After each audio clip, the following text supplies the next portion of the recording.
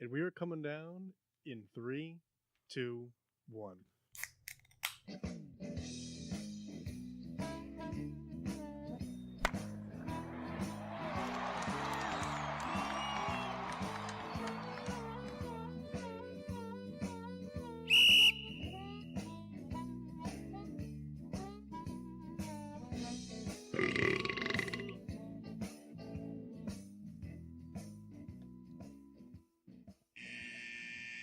Welcome to Getting Sports with Drunk. I'm your hostess, Cupcake the Riddler, and I'm joined by Mark. Sheen Washable. Nah. That threw me off. New name today. Boss Souls. What? Boss Souls. Is Boss. that supposed to be boss? Boss. Boss. B-A-U-C-E. Boss. Is that the official spelling? B-A-U-C-E? I think so. All right. The Mass Chris Massey. And the Red Baron. No. Boss. Delete. In a plain field. Far away from here. Yes, so welcome to Getting Sports with Drunk on this wonderful April shit day. Very rainy. It's supposed to be nice out all day. Very sad. Anybody else sad with the weather? Yeah. It's a bummer. Fuck what you guys think. How about that? That's fair. Right? That's what I'm saying. Well, fuck Mark. Whoa. She and Marshall. Sure. That's uncalled for. All right. Boss. Gentlemen, what are we drinking? Mark Sheen, you seem to have an interesting can. I have Is it the Czech Dos Equis? no. It is a Czech beer that I had in my room. It's the Gambrinus Excellent 11. From over here, it looks like. You know, it's funny. Kendall's dad said the same thing. Kendall's dad only knows what Dos Equis is because of Kendall's Dos Equis shirt. Well, that's true. I think the X gave it I away. got Bengali from... Oh, sorry. Baus. Bouse. That's right.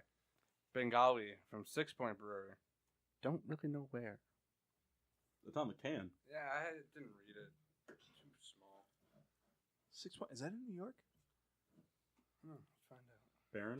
Let's find The out. red variety. Also from 6 Point, I have the GDH High Res from...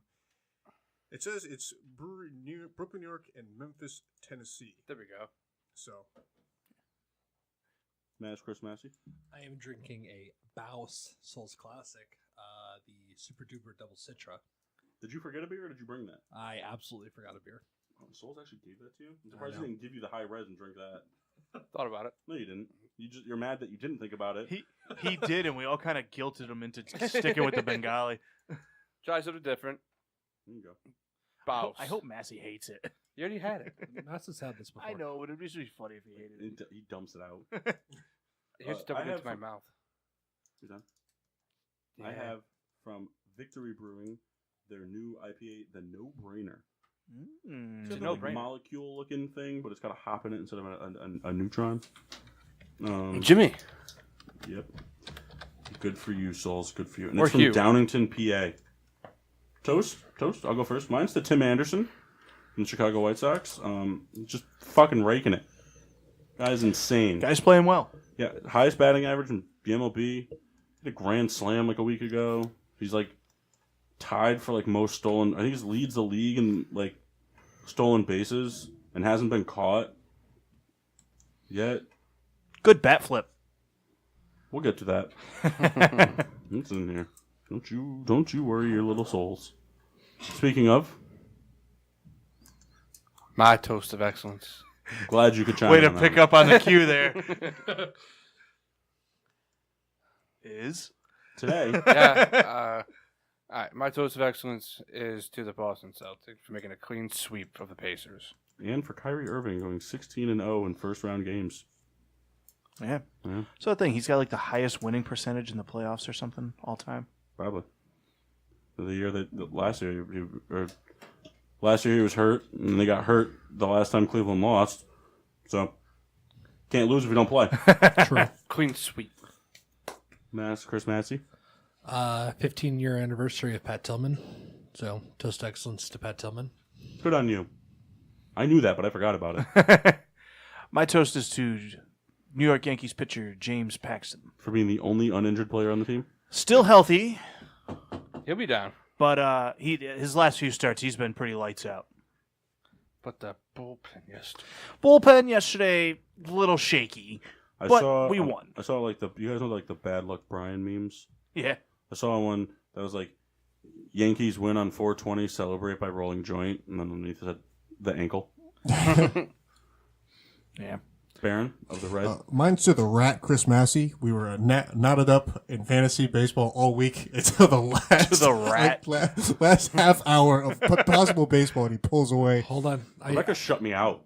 Yeah. 19-0. Can I make Kendall feel worse? But to be fair, like Rodon didn't pitch at all this week because the 2 games he was supposed to play, they canceled them because of rain.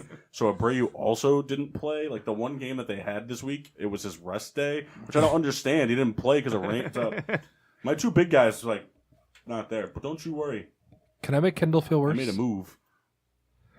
Kendall lost to me when I forgot that we were even playing fantasy baseball. Isn't that the worst? We were like 9-9 all week long. I think we should. I had no idea. I think we should amend the rule. We have the majority of the people that are playing in it here present. We need a majority vote. So how many people we got here? We got 6. So we need 5 votes. We'll call it 5 votes. Okay. So it's whoever comes in last place has to do the gross shot. Right? So far, it's Kyle. But whoever comes in last place has to do the gross shot, right? Yeah. I think we should also make it that if Rebecca wins, she has to do the same gross shot, full double shot. All right, so I need votes. Souls? If she wins the league? Yes, she still has to do it because it's Rebecca. Yay or nay for Red So Baron? I just want to make sure. So if she comes in first. Yeah. So So if if this she comes in passes, last, the nothing object is to happens. no longer come in first. I need No, time no, to no, think no, no, about no, it. no, no. No. The loser still has to drink. No, I it. know. So like, don't come in last and help Rebecca come in first. Is that what I'm? If Getting that's at how this. you want to play it, sure. I really hope that gets you to last trying that way. But yeah, you got it. So Yeah, I'm I in with that. I need a yay or nay vote, Red Baron. Oh, yay. Yeah. Yeah, I'm in. Yeah. I didn't get to you yet. Souls, Yay. Machine, Yay. Mass. Nay. Well, you're Are you outnumbered. serious? No, but It's a yay or nay. You have to give a serious answer what you want right now. I Keep in think mind, I said 5 out of 6. Rebecca's obviously going to say nay. So if you say nay, she doesn't have to do it. can you not vote? What? No. He's voting yay. There's But- 6 people 1, down 2, here. 3, 4. Oh, yeah. All right. I vote yay. All right. Well, I vote yay. Peer pressure. Ah! All right, everyone pull out of the league. Drop all your players. Then if we all lose. Everyone cut your players. Kyle's cool doing the gross shot. He does them anyway. Yeah, anyways, I'm thinking about it. Matthew, check your phone. Did you do? Oh yeah, you did yours. The rat. All right, crap. Like, not the phone, but check your fantasy app. I'll get to it. No, gotta check it now. Shout out to LB and Peter, both watching us on Facebook. Peter was forgot asleep about 5 it minutes already. ago when I came in. So Peter, good for you. Unless it's Ricky watching. Hey, woke up for GSWD. It's alright.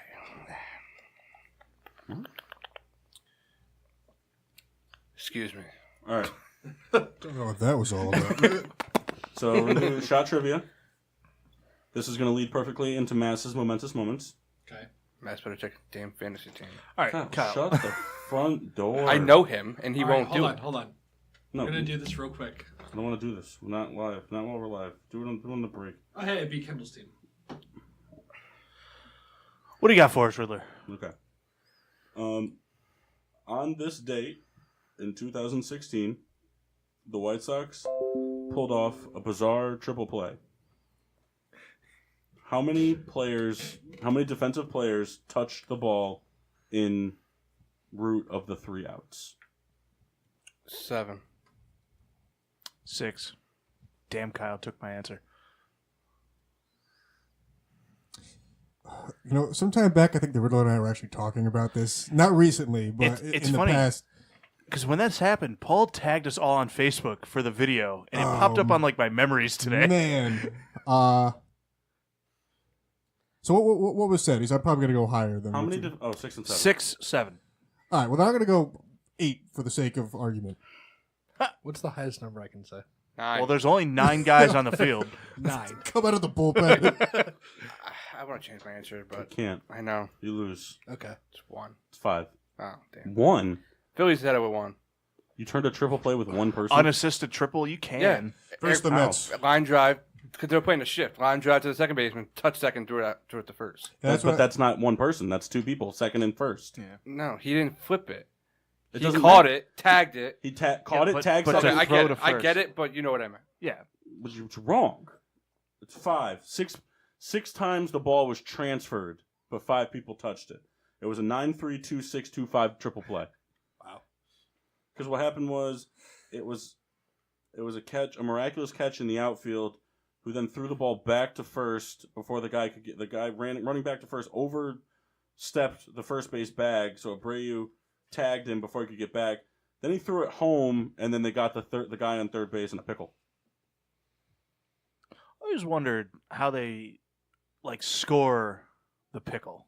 Like, do you have to log every throw? Because sometimes they go a little while. So like what if you were stuck in like a 2-5 pickle for like 20 minutes? It's like 2-5, 2-5, 2-5, 2-5, 2-5, 2-5, 2-5. Yeah, 2-5, 2-5, 2-5, 2-5, 2-5, 2-5, 2-1, Like, how do 2-5, you 2-5. score it? Oh, that sounds terrible. Imagine being the fan in the stands that keeps the book. Page after page. All right, so that leads perfectly into. Oh, so you lost. You have to do the private stock. So how do I do this? Shout out to Jeff Kristofalski tuning in. Thanks, Jeff. So Appreciate Hey, Jeff. Red Baron, what's going on with this? What's going on with this fuel pump over here? So, I just thought we'd added like a new addition for the private stock. Just kind of a gimmicky thing here. Kendall also got tired of putting his mouth on the bottle. So Well, you we're know- using shot glasses now. I'm gonna right now. I just have a few disposable shot glasses. I'm gonna buy Pour one like a for everybody. 300 pack. That way, Why we don't you just just have keep? it for Why a don't we while. just keep using the same shot glass? Well, we can. I just, Like, why doesn't everybody just use the same shot glass? This takes a while. You I have just- to pump it. You just kind of pull the little trigger What thing am I here. drinking? It's GSWD private stock, sir. And shout out to Stash tuning in as well. Yeah, it's not convenient to use that thing, but it's cool, I guess. That was Yeah. great. Pour Kyle one. I made that private stock today, fresh from the you want regular some collection. So this leads perfectly into Mass's momentous moments. We've Did been we- calling it Mass's monumentous moments, but when I was typing this out on the outline, monumentous isn't a word. So I changed it to Mass's momentous moments. Momentous is a word? Momentous is a word. Yes. It means what we were using monumentous to mean. Okay. April 23rd, 1954, Hammer and Hank Aaron hits his first home run. Which First of like 10,000. He had what, 714? 755, Or who Wow. had who was 7? Was that Babe Ruth? maybe. Maybe. I don't know. He finished with 755. Yeah. Yeah, because Wow. didn't Bonds finish like 770 something? I don't know, He cheated. broke it, right? 792 Bonds finished with, Finished Wait, with so- 792. You I said- would have came back for another or one. I would have came 762. back just to hit 800. Just to hit 8 more. I mean, Well, you really Bernie Mac it. Oh, I was 762. just about to I say think it, it you is. bastard. What number were you saying? 715? Yeah. Ryan Howard. Oof. No way. No. Billy Hamilton, though. That was 714, by the way. Bartolo Colon. All right, so anyway, back to the Masses momentous moments. This one actually leads into the event on Thursday night. Probably one of the most infamous things in the NFL draft history. On this day in 1983, or I'm sorry, on the 26th in 1983, the Baltimore Colts selected John Elway with the first overall pick.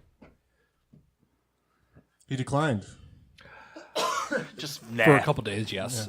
Well, didn't Eli do the same thing initially? Yes. Didn't he do like a huge press conference or like a huge interview? Like, He's fuck like- the Chargers, pretty Well, much. not want to Well, play it in was San Diego. before then, yeah, that he was like, what are you going to do if you get drafted by the Chargers? And they were just like, I don't want to go there. Yeah, the difference is Elway started out by saying, I just don't really want to play for a cold weather team. It's nothing to do with the organization. Eli was like, fuck the Chargers. Well, Wait. it was more Archie. John than always said that, John Elway originally came out and said, and then went to the Broncos. well, he didn't want to play for the Colts. He had no interest, But but he said the cold weather thing. because they were originally making like a gentleman's agreement. We won't blame you, but you're going to trade the pick so we don't have to do this whole song and dance. Song and dance. We do Aerosmith. Yes. You know, I don't have to ask who shared this Office versus the Warehouse picture on our page. Also, the link, the video is not on the Facebook page. It's through Peter's thing. Oh, we're doing this still? Yeah. What happened to the friend finder cam? What? I don't know. We're looking to make our own account, so Yeah, we're going to have to soon. But until then, there you go. Kyle Shout playing out the J-Will. sound. There you go. Shout out J. Will. Kyle, turn your volume down. Is it on? It's like the people, hey, you take a photo. Oh, it's a video? Oh, wait, my bad. Sorry. Shut up. Hey, watch your mouth, guy. Okay. Good. Dumbass. No. Oh, yeah. Sorry. You guys good? Yeah, We're good. Sorry. Yep. Proceed. Max, you good? Churlish. Maxine, you good? Good to go. All right. Thanks for tuning in. That's it? We'll see you guys next week. Nah. 45-day hiatus. All right. 45 days. 45 days, then we're coming back live every day from 3 to 1 a.m. Such a long show. We wouldn't be back until June. Yeah, and all we're gonna do from 3 to 1 is talk about baseball. That would be a Thursday. All we're gonna do for that whole time is predict tomorrow's baseball games, and then we're never gonna actually reflect on our predictions the next day. And we're gonna do it every day for 45 more straight days. Oh, There's only one guy that'll make that really happy. Kyle. Yeah. Oh, yeah. Kyle said that he'd rather have season tickets to the Mets than the Phillies. That's not what I said. Wow. Yeah, I asked him. He said Mets. I said Mets, Yankees, Phillies, Red He Sox. said He goes, yeah, I'd probably do the Mets so I could see the Phillies, but not have to drive too far. That's not what I said. Wow. He said Mets, Red Sox, or Yankees. You know, the And way you fuck say the it, Riddler, I can actually hear Kyle say it, you know. That's Kyle how also said he likes skinny women. Shout out J. Will.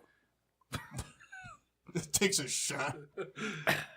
So, little thing here, little plan thing. Now, people are more than welcome if you have discussion topics as we go on. I'll get the ball rolling with a few. Okay. Just come up with something that you want to add in. You can feel free to add it in. But the way this is gonna do it, we're gonna do like a one-on-one time discussion kind of thing.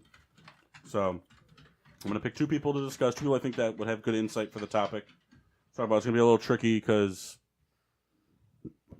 basketball knowledge is kind of at a minimum. yes. Didn't even bother putting hockey in this. But yeah, it's just just converse.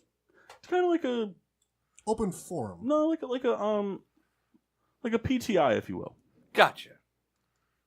I got you. Like a Tony So Corso. it could be an agreement, could be a disagreement. Tony Kornheiser. That's what I said. You said Should be Kornhouse. another one. I kind of like this. Cornhouse. But every time you guys agree, Kyle, you're gonna be upstairs by the second hour I'm not. again. That's the last one I'm doing. Yeah, bull crap. Guaranteed. I didn't do any shots before the show today. Hey, Nick Bartek tuning in. Kyler Murray will Reel not him go. in. Reel him in. Kyler Murray will not go number one overall. I'm leading these off. You don't get to do this yet. You get to chime in later. That later. Shut up, Mass. What do you got for us, Riddler? All right. So the first topic is going to be between the Red Baron and everyone's favorite household appliance. Sit back and relax. All right, I'm ready. You ready? All right. I'll give you guys 2 minutes on this one. Try to stretch it out. Get some discussion going. All right. So, as previously mentioned, Tim Anderson had a cool bat flip the other day against the blanking Royals. No. Yeah. Yeah, it was. Brad Royals. Keller. Okay. He hit a solo shot, went pretty deep, and then his next at bat got drilled in the ass. And then the bench was cleared. The two managers got into it. Tim Anderson got ejected, and then suspended for a game for using language. Blah blah blah blah blah. This, that, and the other thing. Should the MLB ever consider just doing away with bat flips? Because and it seems to be that every time there's a good bat flip like this and a big momentous moment, it always results in a fight or somebody getting beamed with a pitch, and it just seems, every league is always preaching safety. I don't think getting beamed with a fastball is safe. So should the MLB do away with bat flips being allowed? Take it away. Absolutely not. Why is it okay when a pitcher gets a big strikeout to celebrate on the mound as he walks back to the dugout? There's a college player that does a backflip after every strikeout. But that's what I mean. Baseball is the king of unwritten rules, and that's exactly what this is. Pitchers don't like when hitters celebrate big hits, so the next time they're up, they hit them. It's the most ridiculous thing. We see it in the NFL. They're welcoming celebrations now. Welcome bat flips. Fans love them. I think they should be more welcomed and police the pitchers. I'm going to say do away with it. All it's doing is causing problems. There's certain things you just can't fix. A big argument in baseball now is, the game's taking too long. Well, the game's going to take long if if they clear the benches and people are going to fight, and then they have to clear that. It's just going to make the game that much longer. You hit a home run, act like you've been there before. And how many different things can you do with the bat flip? End of the day, the bat's going in the air and it's going to hit the ground. It's just, wasting time. People aren't going to like it. It's evident. We see it almost every week now that there's some fight, whatever it is, do away with it. Act like you've been there before. No bat flip. I like them. I think they're entertaining. I mean, you see a guy when they get that big home run. I mean, I don't remember the situation with Tim Anderson's, but They lost. When they hit these big home runs, they expect batters to not celebrate, which it's the most ridiculous thing to me, and it's just an unwritten rule in baseball. It's the same again. Pitchers can celebrate. I mean, if you're telling a batter he can't, then nobody can. It's the same thing when there's a big play in the field made. Players are able to celebrate, but if you're hitting and you get a big hit and celebrate it, it's a problem. Let the guys have fun. For how long did we, yell at the NFL for flagging penalties or flagging celebrations on touchdowns, and now they're in? Do you have anything you'd like to add at the end there? Just one quick thing. Mark, do you ever pitch in Little League in juniors? Yeah.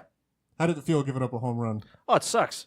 How would you like if a guy, took out his business and flashed it in your face as you ran the... Whatever. I mean, if you're the pitcher that gave it up, you gave it up. I mean, deal with it. I appreciate your sportsmanship. Yeah. I'm Kendall friends with Kyle because of this. Kendall will be flashing you this summer, just so you're aware. Shout out Jessica Staldy. What? Jessica Staldy. Oh. Kyle doesn't really shout people out, so it's always like a mystery when he does it. Well, that was also just like a really random name. I was like, whoa. Yeah, I didn't see his name pop in. What's up, Jesse? All right, so this one's going to be for the Red Baron again, Oh, back to back. and everyone's favorite Mexican Gilberto Sols. Don't gotta say it like that. So Hey, Nick. we're wrapping up the first round of the NBA playoffs right now, and we'll get more into that type of stuff. But we're seeing a rivalry come to kind of full head here, and it's not a team rivalry; it's a player v player rivalry. We're talking Dame, Lillard, and Russell Westbrook. So, do you think this series, this 1-versus-1 rivalry, is this good for the franchises? Is this good for the teams moving forward? These guys are always going to play each other. They're in the same division, which means they match up at least 4 times a year. And and just kind of chime into what was like the last like player versus player like rivalry, like real heated player versus player only rivalry, no team thing going at it. And give me your thoughts. Do you think this is a good rivalry, and who do you think's better? I'm going to jump in first. If that's okay, Kyle. I think I had a lot of hope that the Durant Westbrook thing was going to kind of be a bigger thing for the future. Because a great storyline, the two separating, and then say what you want about Durant. You're like, oh, he sold out, went to Golden State, whatever. He wanted to win, and he did it. And Westbrook felt a certain type of way about it. Thought he, why couldn't we do it together? And I thought that was kind of good, especially them being in the same conference and meeting so often. I thought that was good for basketball. But it seemed to kind of like it fizzled out after a season. So I think, if this rivalry is going to kind of grow between Lillard and Westbrook, I think that'd be great for basketball because, people love to take sides. And if not that basketball's hurting for viewership, but I'll tune in to see two guys drawn, during a game, especially, them being in the same conference as well. They're meeting up a lot. So I think it's good for basketball. So I think that the rivalry is great for basketball. One, because Portland is a small market team that has a very, very talented player.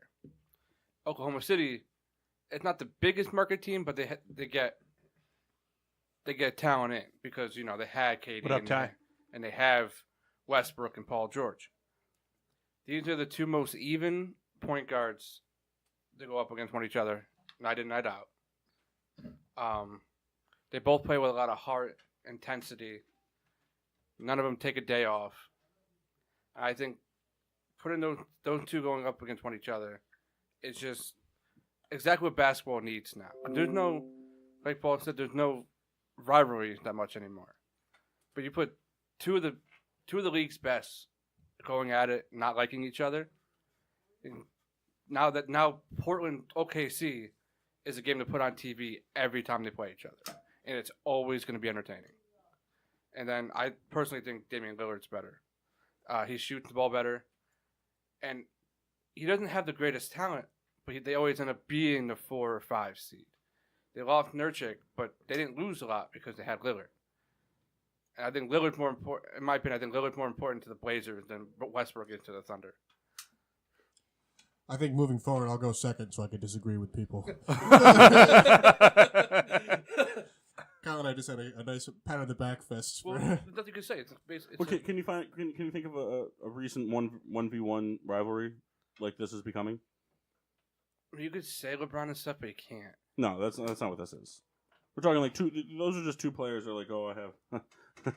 They're talking about like two players that have respect for each other. Like these are two players. They're jawing at each other. They're stealing each other's celebrations. They're getting in each other's faces, kicking basketballs away from each other. Like this goes back. This is like Bird and Magic Johnson like type 1v1 rivalry. But have we seen anything like that? Not since I've been watching. Not a player rivalry. I've seen team rivalries. A lot of stuff. Hey, Brittany. Big ego type things, like the Draymond Green versus the world. I've seen a lot of that. The same goes for Boogie. Seems always getting into. Well, the thing is like these are the two guys that is loved by the entire world. Like a lot of people hate Westbrook for how he plays, but they love him too. You know what I'm saying? Lillard, you never hear anybody hate on him. He's just one of those guys that really never runs his mouth. He just plays the game. That's what we want to see. Hey, Dan. From State Farm? Nah. No. All right. Machine Washable. Yeah. Mass Chris Massey. Oh boy. Are we talking Rams? No. The opposite. So I don't know what that means. this was discussed on a previous show. But other than Miss Montagnan, hello. What? what's that? One of my high school teachers. Just reeling them in tonight. Other than providing hilarious recreation videos by his teammates, what, if any, positivity did this Russell Wilson Seattle Seahawks contract deadline that was all fabricated, no real deadline, there's all this media pish-posh thrown in there. What did this do that for positivity for either side moving forward, other than just the contract being reached? You had Russell Wilson coming out, I want this contract by this date, or I'm not talking anymore. The Seahawks kind of like not really responding, and then a deal being made after the deadline. So what did this mean? What does this mean for the organization, for the player? Is there anything positive to take away from it other than the contract got done? Like, what do you take away from the situation? And do you see this being some sort of trickle effect for future quarterback negotiations? Real quick, shout out Valerie. Thank you for tuning in. I'll go first. I think it starts with a negative light. I really don't think that it sets the Seahawks up in a good way. They had control over Russell Wilson for this year, and then 2 more years if they had the franchise tag. Yeah, but the tag would have gotten Expensive. Expensive. But you still would have gotten those 3 more years out of him, and Russell would have gotten maybe 1 more deal after that. Sure. But you give somebody the ability to give you a deadline, and you actually fall for the bait. That's going to give a lot of your star franchise players a lot of the same ideas. Oh, if I play this card with them, they're going to deal with me. Then when they don't, that starts to create ill will. I think the Seahawks maybe should have, taken this a different route. I know Russ was playing hardball, but I think if he wanted to get the money, he really would have, just in a different way. I think that the deadline was made more serious than it really was. Russell Wilson's a guy, he's making a lot of money. I don't think they were going to play the franchise tag game with him. I don't think he wanted that. Especially, I mean, he's a guy that we've seen get hurt, and that franchise tag offers no insurance with anything.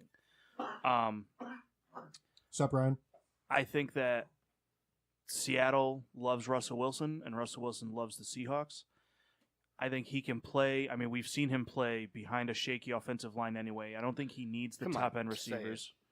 What's shitty? Yeah, they've been bad. But What I mean, offensive line? I mean, Russell Wilson, to me, is a top-tier quarterback. He's top 5, no question in my book. Yeah, he's an incredible quarterback. And, I mean, I think he's deserves the money he got. It's just tough when, I mean, for any team that allocates that much money to one player. But I don't think it'll negatively affect the Seahawks. The deadline to me was fake. I really don't think it was him pushing it. I think it would have been interesting to see what happens, considering by the second franchise tag, that year would have started the new contract with the Players Association. So I would have been curious to see what happened after that, because it really, I'm torn between saying that the NFL wants to get away from the salary cap era, because it doesn't exist. And we had this discussion on the show before. If teams need to find money, they will find a way to find money. There's no reason to really limit it to the way that they are. But, I mean, the way that they could have played it was given him a contract that goes until that and then played for it afterwards. Because I think that's what many of the star players are doing right now. Give me until the CBA wears out, and then we'll talk again. I mean, I think he's already done enough to earn this contract. Shout out Uncle Bob. Tuning in. Yeah, Uncle Bob. So we'll move the next one along to Souls and Mass. So a team that is kind of been, in my opinion, the one team in the NFL other than the Patriots that's viewed as having a bad season if they don't win the Super Bowl, but it has nearly as much success as the Patriots, is the Green Bay Packers.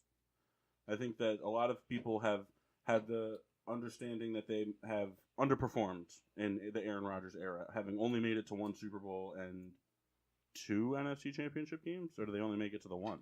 They've made it to 2. Yeah, they made it to 2. So, a lot of people have this feeling, Hey, Noemi.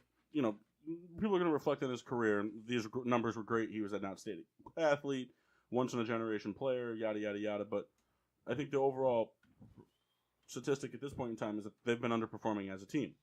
And the last year was kind of like a rock bottom for them. They finished 3rd in the NFC North. Their offensive line was terrible. Rodgers was shaken up. The defense was exposed. They haven't had a reliable run game. They don't have depth at receiver. They've shown a lot of holes for a team that's in a rebuild. But with Aaron Rodgers, the biggest part of your rebuild's already done. Yep. They went out and they went against traditional Green Bay Packer fashion, much like the Bears did last offseason, and spent a lot of money on a lot of players. And now they've got 2 first-round draft picks and a new head coach. Granted, the draft hasn't happened yet, but are the Green Bay Packers poised to turn it around and be the kings of the NFC North and potential NFC favorites for the Super Bowl? So, do you want to go first? Go first. What's up, Ben? I don't know that the Green Bay Packers this season will be considered favorites for the Super Bowl. I think they have an opportunity to take it around to steal the division, maybe. Chicago, I want to wait to see how they perform during the season after having lost their defensive coordinator, who was a mastermind for that defense, which was terrifying. Until I see it working at the same fashion, I'm a little hesitant to say they're going to repeat.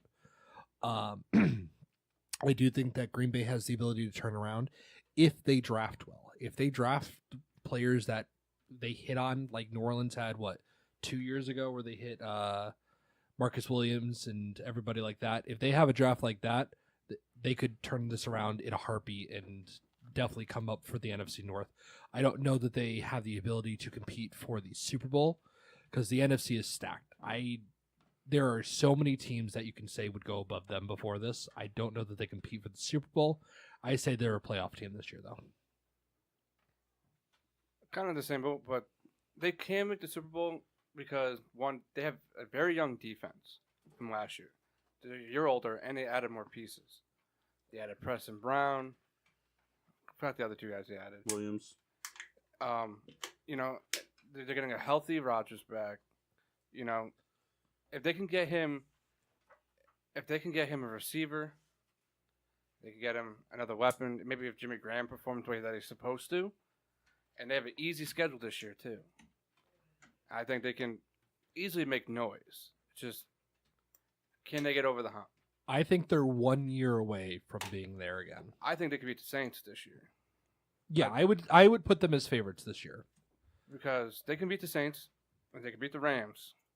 The Rams are hurting on defense. They're on shaky ground right now. Their star running back has arthritis in his knee. They've lost key pieces on the defense. The Saints, I think their steam was built up to this year, and I think it kind of crashed a little bit. I'm not one to ever count Drew Brees out, but the years are going to start wearing on him then. You can say that for everybody but Tom Brady. And the thing is that, you know, if they can get him that second receiver to go along with Devontae Adams and to play with Jimmy Graham and maybe establish Aaron Jones a little more than they have, they got a nice little team. If they get TJ Hawkinson, I will say that they're favorites for the NFC North. I'm not going to go off a tight end, but they have a very good tight end. I will. No chiming in from the outside world. Just It's one-on-one, man. the Packers are one of those teams that are going to be tricky to go after this year. Because their record might be very good. It's just going to be really depending on the defense. I think their offense is going to be just fine. I think the defense is going to be where everything's going to have to click. Any closing arguments there, Mass? Defense has always been Green Bay's kind of Achilles heel. They went out and spent in the offseason this year to make sure that wouldn't be the case this year. I think it's time for the offense to catch up with them because I don't think either shined really last year. All right, it's fair. I like it. All right, Maxine Washable and Gilberto Souls. Ooh. Please give me the winner. I really want. What? Just go. I don't know if the one you really want is Oh, by because the way. I didn't tell you what these were. To Jordan. Huh? Jordan Williams in the Facebook chat asked Kyle to take a shot for him. Oh, nice. All right, so we hear a lot of mumbo jumbo in the MLB about these. We know the rules, the luxury tax. The teams that decide they want to go over the luxury tax and not worry about the penalty, and then the teams that don't have the ability to do that get that luxury tax money, and yada yada yada yada. Should baseball establish a hard cap? Should they establish some sort of like an NFL cap thing? I know that it's all the money is guaranteed, so obviously there'd be structuring into how the cap would work. But should the MLB institute some sort of hard cap so that we have the ability to see maybe some contending teams like a Milwaukee Brewers team have a better possibility at landing a Bryce Harper or a Machado, but they don't have the cash to do it as a smaller market team, whereas the Phillies or the Giants or the Padres or these bigger market team type of things. Do you think the MLB would benefit from establishing some sort of a hard cap to work with so that it's a more level playing field financially for all teams? I don't think a cap is necessary. My opinion is that all these teams, still have a chance, even with people spending all this money. But Milwaukee got Lorenzo Cain. They traded for Christian Yelich, and they were right in the mix of everything last year. Their downfall is that they didn't go after the big-time pitcher. Not because they don't have the money to, because they didn't do it.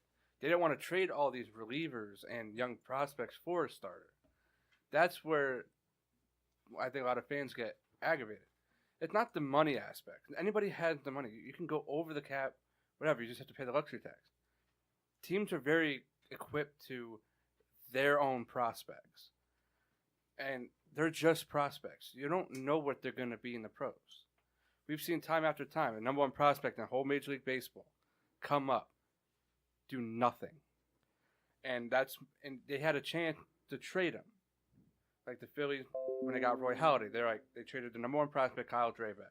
People thought that's too much. Kyle Drabek was in the league for a year and a half. Now he's out of the league playing independent ball.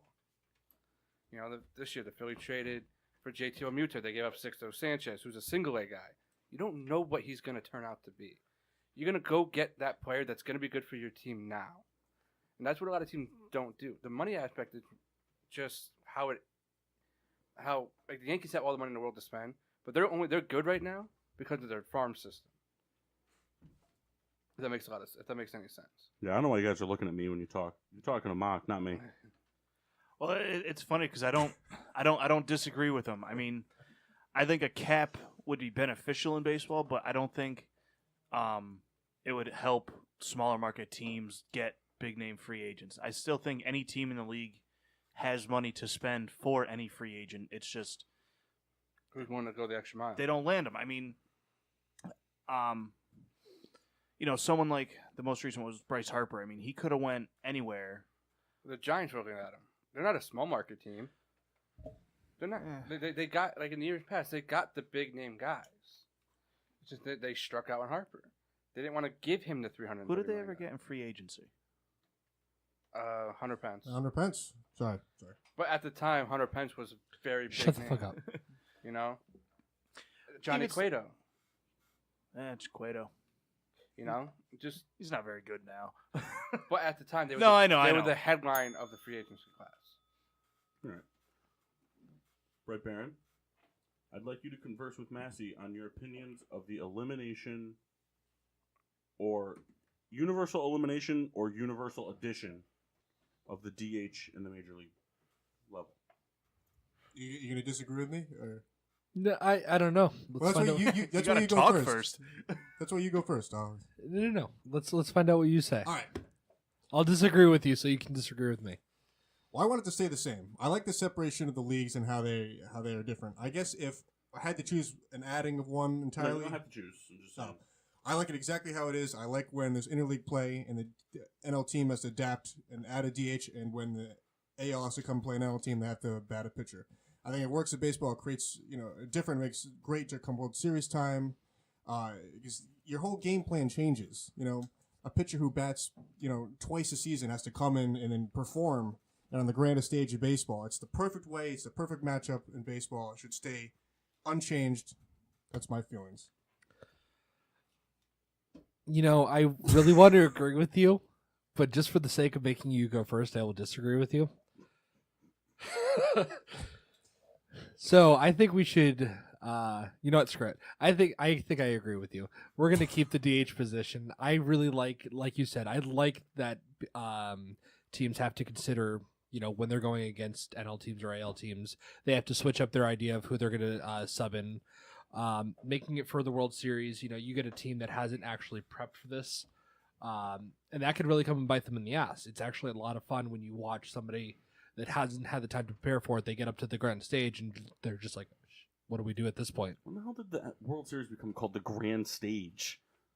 Kendall said it. Massey's rolling with it. Yeah, you guys are coining this like fucking Did he actually say WrestleMania that? of baseball. Yeah. Did he actually say that? The granddaddy of them all. I did say that, yes. All right, I will give it to you He's then. up to bat on the grandest stage of them all. He's Mr. World Series. I thought it was Mr. October. No, shut up. All right. I do like when, we have to watch teams, like you said, make adjustments and actually show that they've planned for this. But should I go back at my words so we have All pitchers should hit. I like to see CC hit. All of them should hit. So you think they should eliminate the DH? Yeah. Or All right. or just make 10 batters. Who cares?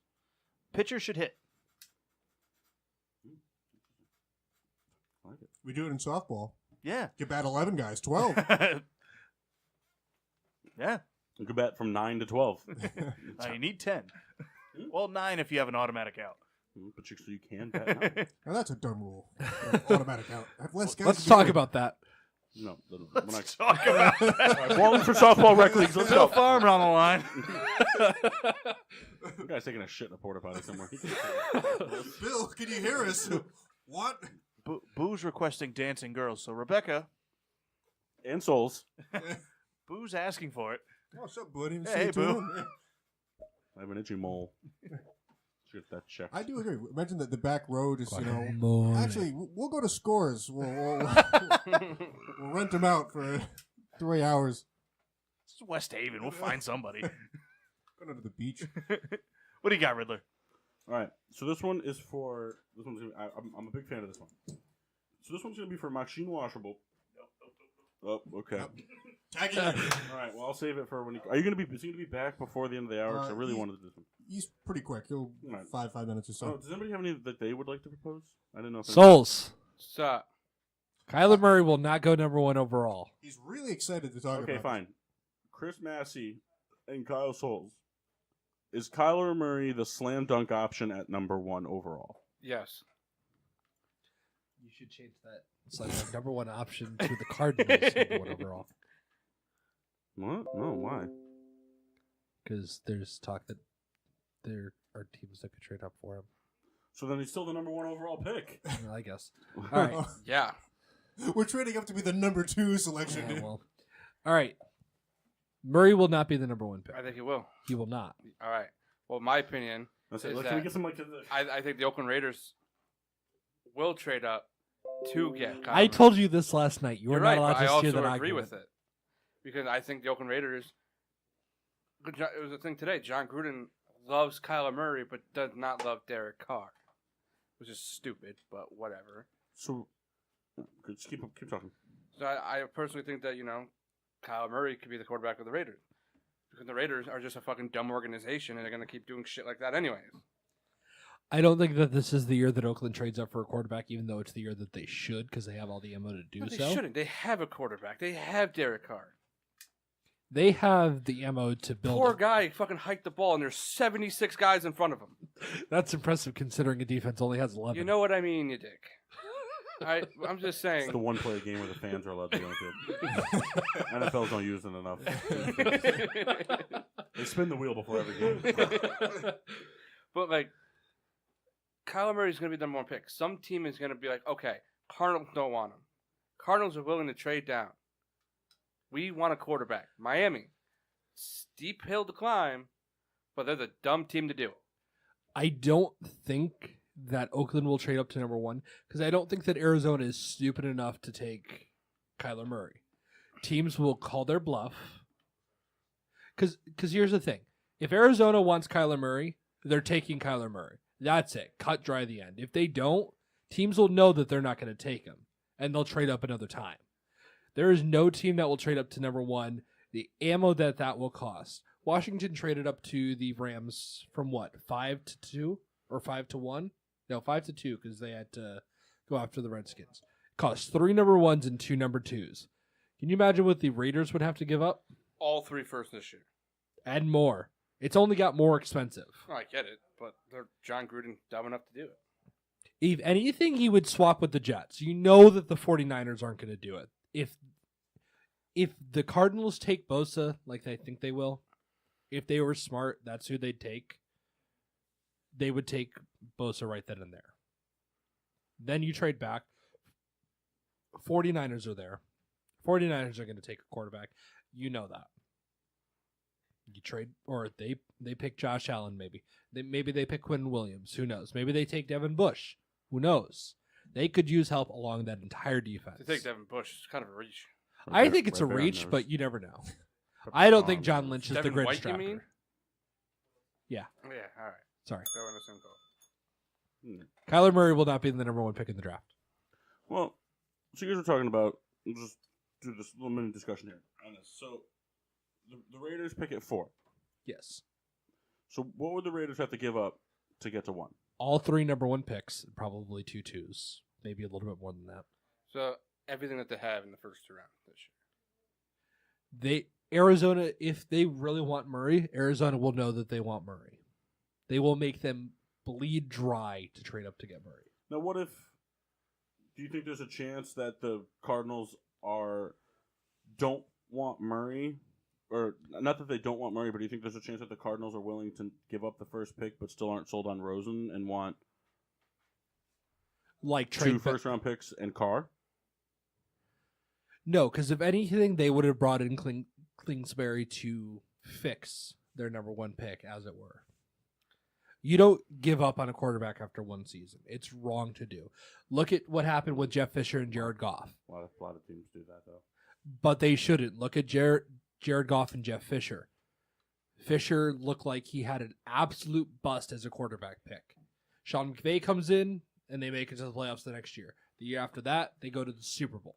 Jared Goff decided he wanted to suck for his first year. He's the reason he conspired against Fisher. His fault Fisher's gone.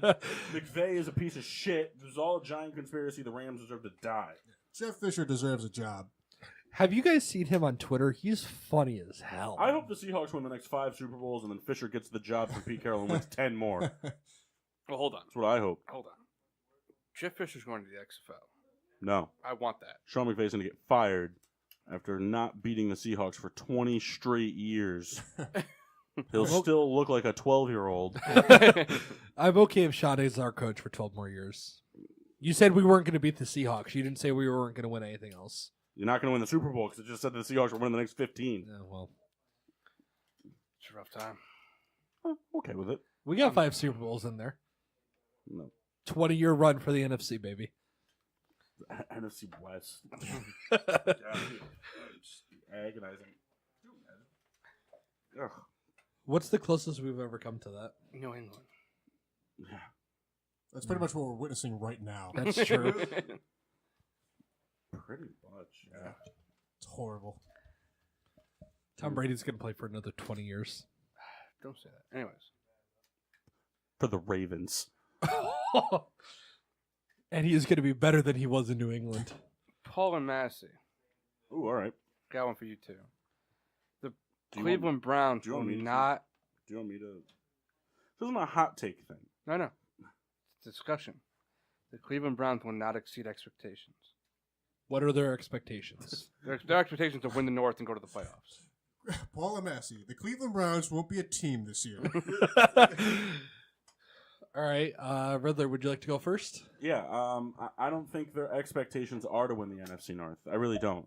I think there was a lot of media hype about OBJ going to the Browns, and that this is like it got blown out of proportion because we just saw Antonio Brown and Bell leave the Steelers. It actually finally happened.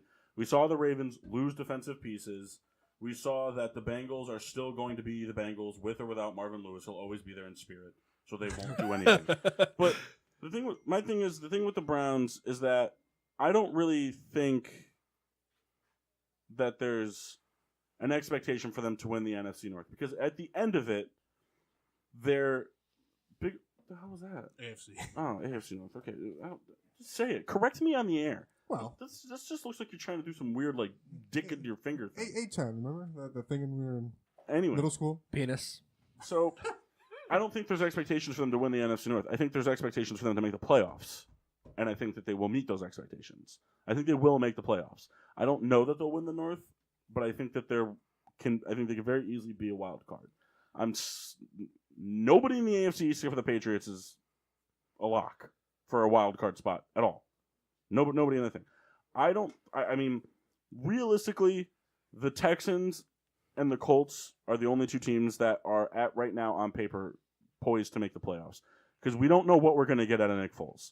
And then you have the Chargers and the Chiefs out in the West, even though the Chiefs are looking like they're going to take a step back, especially with Hill probably missing time. I mean, the Broncos, who knows with any team, really. But can the Browns outlast the Texans and the Chargers? Yeah, I think they could. Death taxes and the Patriots winning the AFC East. Which is what's going to happen. But I think those are the real expectations. Because realistically, if you really break it down, what do they have? If you really look at their roster, what do they have on their roster that shows that they should 100% win the AFC North without a problem? Talent, yes. Experience in winning divisions? No. They don't have that. Everybody else that they're going up against does have that in that division. Andy Dalton, I think the Bengals have won a division, right? Yeah. Under Dalton? like twice and then lost They've in won, the but I'm first saying round. Roethlisberger's won plenty. The fuck's his name there? The John head coach. Harbaugh? Harbaugh's won them. Other players on the Ravens have been there for division winnings, last year. But I mean, like in other times, I'm saying like, has Beckham been a member of the Giants when they've won the division? No. I don't think the Giants really played well since Beckham is No, been they around. have Have they that. been? You know what I'm saying Landry was a Dolphin, so no.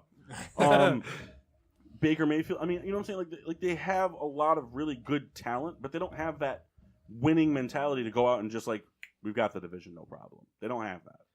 So for me, I don't think their expectations are to win the division. I think their expectations are to make the playoffs, and I think they'll meet them.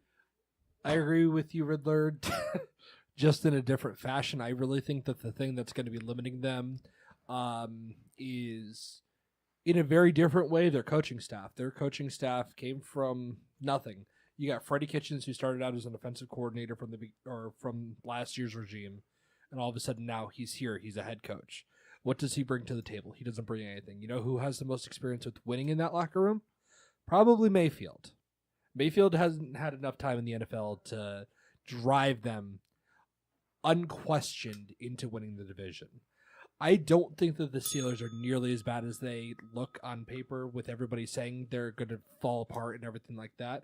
They've gotten rid of a lot of the cancer. Ravens are nowhere near as bad as everybody thinks they are. And I think that the Bengals actually take a step forward rather than a step back this year.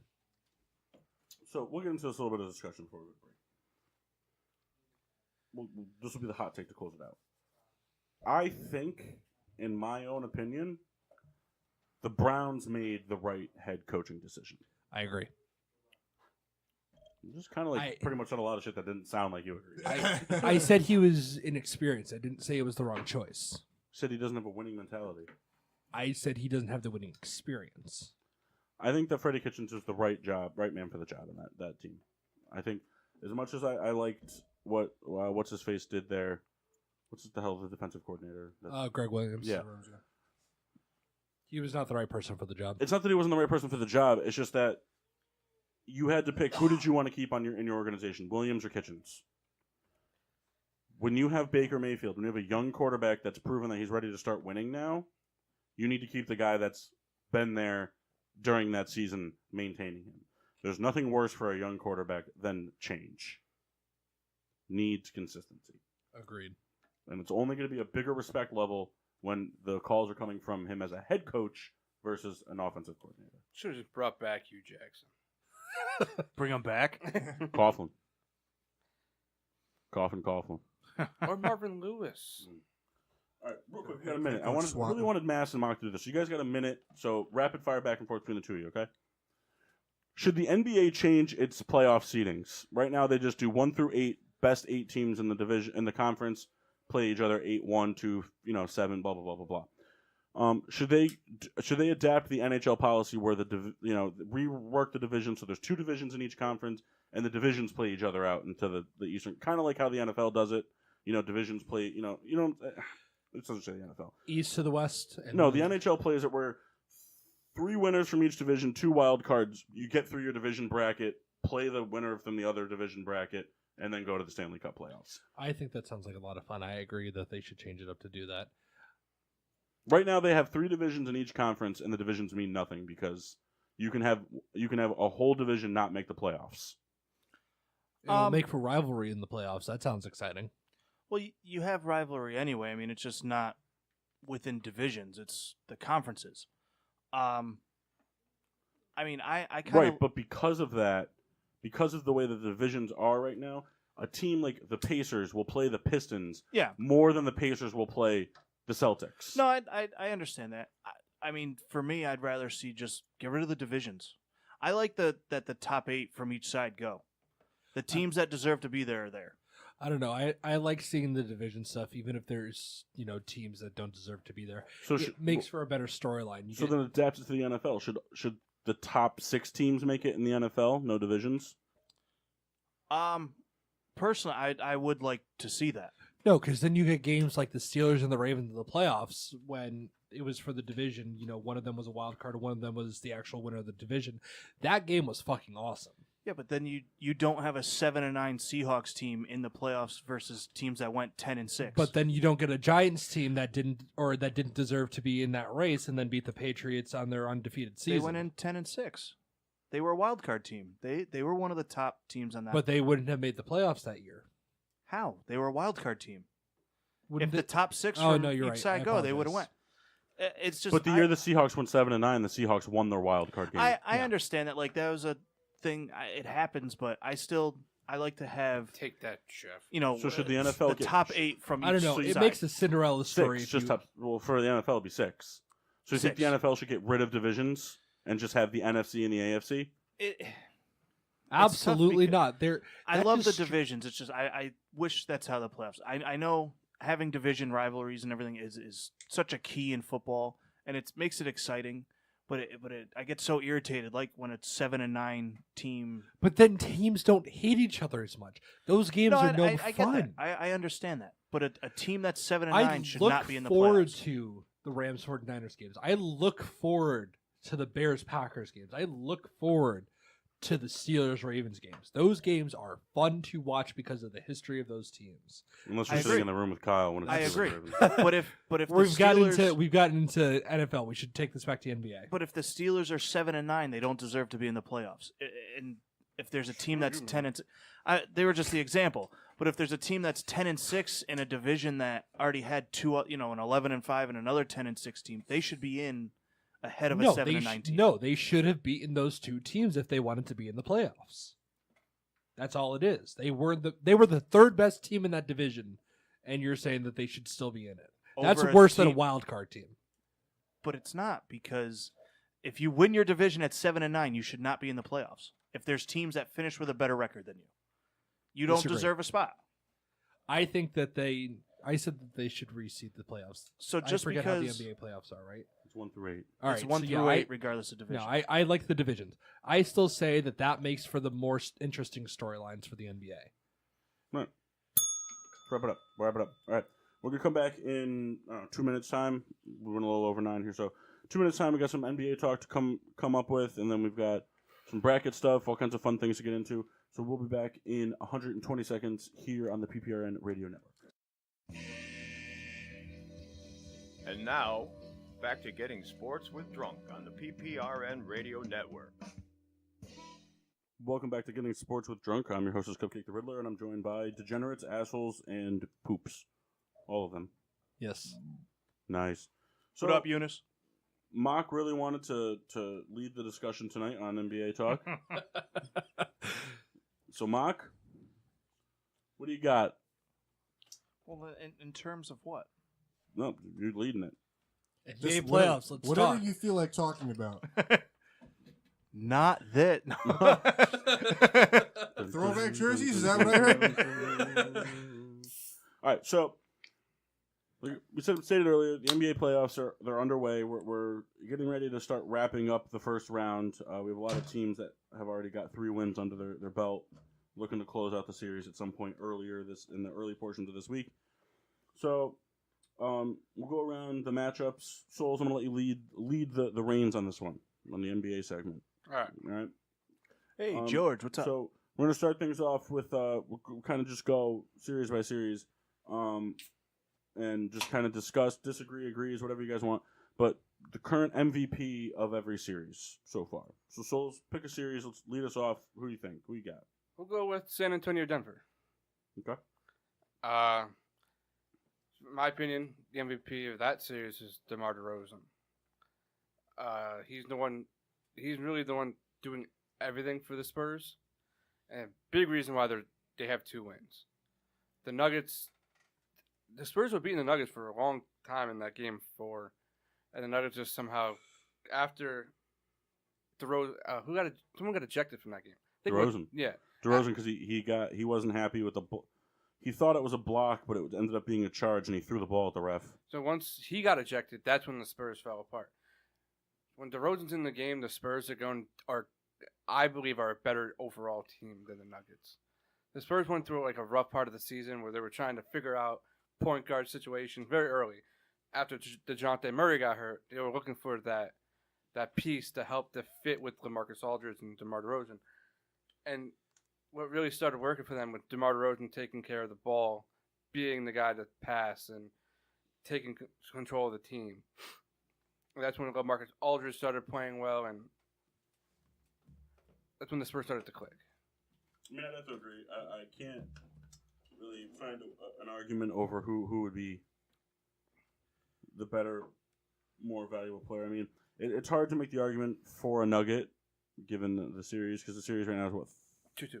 2-2. I mean, so you could make the argument for a Nugget, but I agree with you that the Spurs are the better overall team, and the Nuggets really should be down 3-1 if DeRozan hadn't gotten a hot head. It's like I said, it's hard to argue. I think an unsung hero in this series has been LaMarcus Aldridge. He just hasn't. LaMarcus Aldridge, since joining the Spurs, hasn't put up the Portland Trailblazers LaMarcus numbers, but it's still been a very pivotal point in all the team's success that they've had. He hasn't really been a member of the downfall portions of it. He's the MVP for me for that reason. And you actually took the words right out of my mouth. I was kind of the unsung hero. Kind of just it's been solid all the way through. Actually, he was the points leader. I don't know if it was game 2. It wasn't at the double check.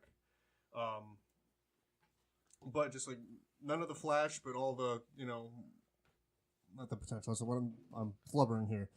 None of the flash, but all of the payoff, I guess. So that's why he's my MVP through this series.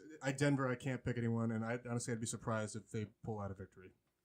Well, I wouldn't be surprised. They're the 2 seed for a reason. They have Joe Kick. They have Gary Harris, Paul Millsap, Will Barton. They have a deeper team. I just think the Spurs' overall starting 5 is better. Plus, the Spurs have the best head coach in basketball. Well, that was going to be my argument. We could talk about the deepness of the Nuggets. Torrey Craig coming out. You should just say depth. The deepness. Max's face. The whole deepness. The deepness of Denver. Torrey Craig really coming out in game 4, coming off the bench and really, stole the spotlight and starting lineup for the Nuggets. Came out, scored 18 points, was shooting 5 of 7 for 3. Still showed impressiveness on the defense. Obviously, he's not the MVP of the series so far, but kid came out and played pretty damn well for, the series that he's in.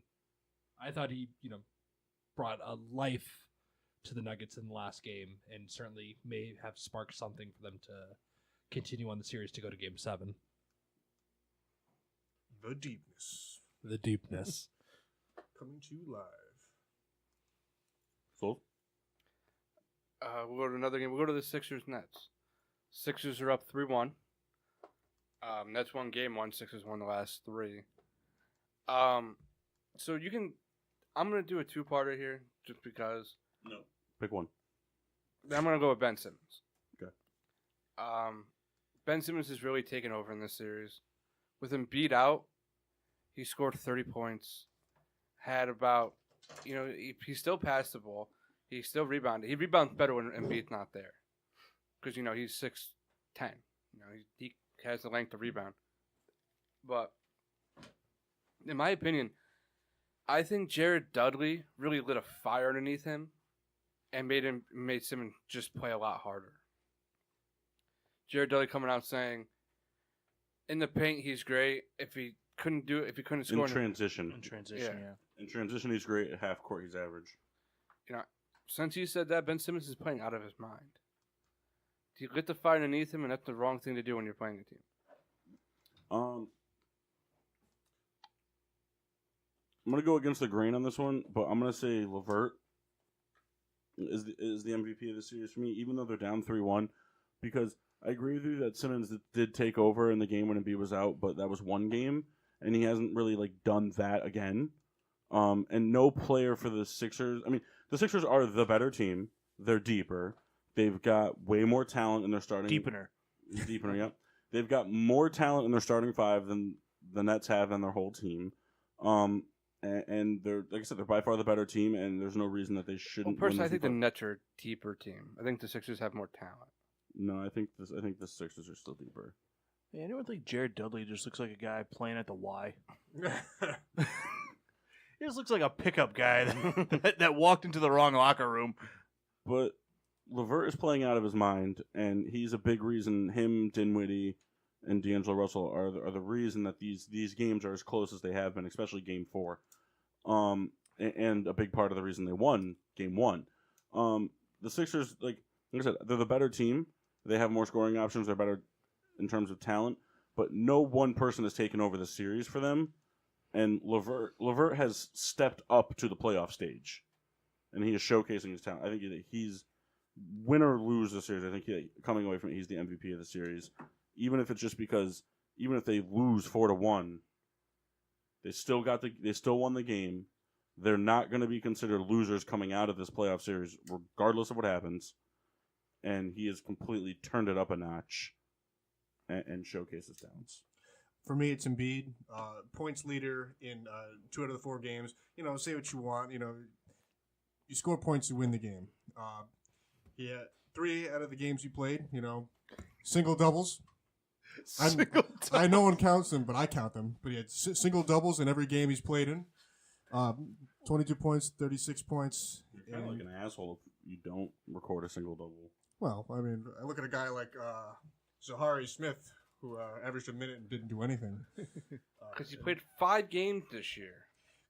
Well, Kyle, the stats speak for themselves. So you take it up with coaching. He was hurt. Kyle, he played. He was one of the rookies that got hurt because Kyle. that's what we do. Kyle, he played in the game. We draft a guy and they immediately get hurt right after. On Saturday, Yeah, it means you're getting Rookie of the 4-13, Year. he played 1 minute. Because they were up by like 15. Kyle, it doesn't matter. Get on the court, do something. Don't just be a body out there. Make some noise. It's kind of hard when they tell him just to hold the ball. But all right. Kyle, you do everything you're told? Yeah. All right, then go pick up those sticks. Already did. Inside joke. Joel Embiid, MVP. Anybody else have anything to chime in? I made my Dudley comment. He should be playing at the local YMCA. Other than that, Sold. All right, then we'll go to the Bucks Pistons. This one would be quick. Antler combo. Yeah, Antler combo. Giannis. Pistons suck. Moving on. Antler combo is just continuing his regular season play into the postseason. That's all he had to do to be the MVP of any series that the Bucks win. All right, moving on. Yeah, that was pretty quick. Not much analysis needed. So we'll go with Celtics Pacers. what's up, Craig? It's over. It's over. Wasn't Oladipo. It wasn't a pretty series. It was a lot of defense. But I'm just gonna give it to Kyrie. Because when they scored, he was the one scoring. The Celtics played awesome defense, and the Pacers just ran out of luck. I agree. Kind of low-scoring games in the grand scheme of things of what we consider for the NBA. But my MVP is Marcus Morris. Double-digit points off the bench in 3 games for the Celtics. So he's my MVP of that series. I still think it's Kyrie. He's leading that team. He's making, scoring the points. Don't use my argument. No, but I mean, really, to me, the Celtics are going to kind of live or die by how Kyrie plays. If he doesn't play well, I don't see that team really doing much. I think, too, we kind of discussed this, I believe, last week, or it was the week before. I think we were kind of hopeful that the Pacers would win, and then they would kind of be like, knock the Celtics out, and then that would be the end of it. But now it seems kind of like that momentum is on their side. Yeah. And now they kind of control their destiny. I'm just saying jargon. I'm sorry. Just nonsense spewing out of my mouth. Well, at least you knew it. At least I knew it. What do you got, Souls? All right, then we'll go to Wait, does Riddler and Mass have an MVP? Nah, Kyrie. Just so Matt's is eating crackers. eating Funyuns. Whatever, those are When I crackers. was a kid, someone told me if you eat too many Funyuns, your lips will get fat. The mass is trying to come back down to earth so he can actually talk. All right, so we'll go to the Have some of that iced tea in there. we'll go to Warriors Clippers. This is easy. This is Kevin Durant. He's taking over games. He's playing both sides of the ball very well. They lost game 2, I think it was, but then he came out firing. Yeah, they lost in embarrassing fashion at home. Yes, they did. That was when they dropped the 30-point lead. 31-point lead. Yeah. And since 3-1. just Kevin Durant, I think, been playing better than both. You should take a shot.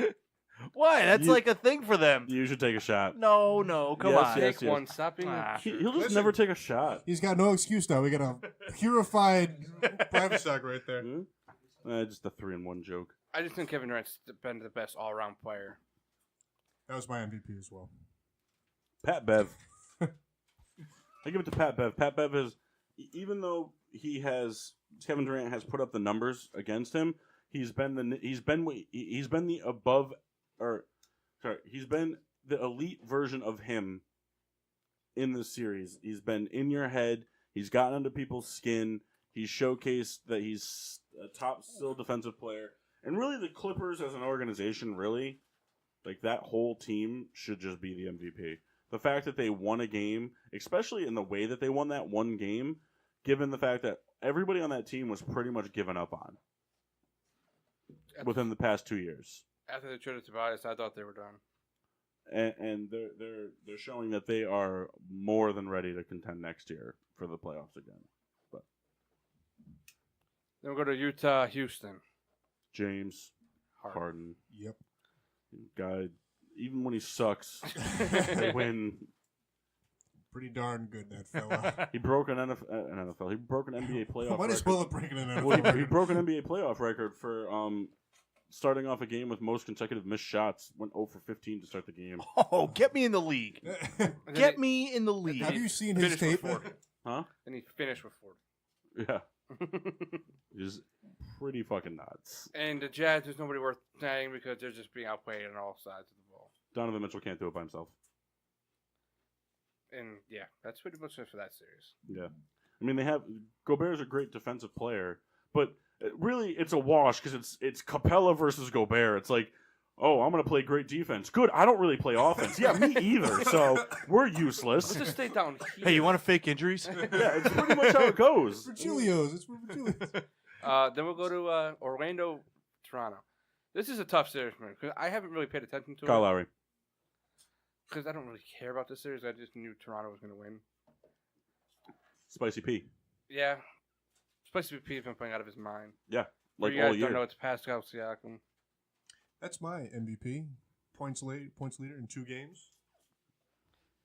And that's all I have to say about that. Does it sound like the notes on your phone? It is, yes. Did you do this an hour and a half ago? No, like about 5 or 6 hours ago. In Kyle's bedroom? Yes, yes. Like, you can say Kawhi because he's been playing pretty well, but I think Pascal's really taken over as the playoff guy right now.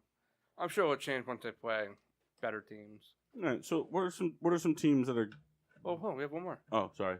Thought you said OKC, Portland. Dame. By far. Yeah. Yeah. All right, That God, was my go guy. ahead. So, Joseph Nurkic. he's so Mark, been a- who are some teams that are really have lost momentum through this first round of the playoffs? Pacers are probably one, right? No, I mean, at least from what I've seen, I mean, the teams that I thought were going to win these series are winning them. I haven't seen anyone that's really surprised me. I mean, I think the argument can be made for Oklahoma City. At the end of the day, their 2 stars are bigger, or are combined to bigger 2 stars than Portland's 2 stars, Yes, even with Nurkic. but Oklahoma's that team too. They're just snake bitten. Like they get to the playoffs and just don't typically do anything with it. I also think that a lot of momentum has been lost in Toronto sales. Exactly what I was going to say. I mean, they lost the game to Orlando. That's enough. And they haven't played fantastic. They could win the other 4 games by a margin of 80 points, and I still would give them momentum loss. They lost to the Orlando Magic, and they had their star point guard put up a goose egg in a game, a playoff game. They're just like they beat the Magic by like 7 points, 5 points. They're not blowing them out like they should be, And it's just. Well, do you guys give any credit to the Magic for hanging tough?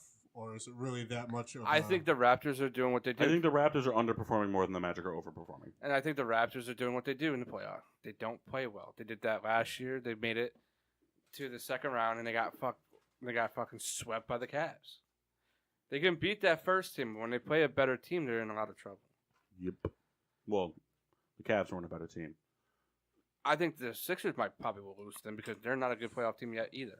But what about teams gaining momentum?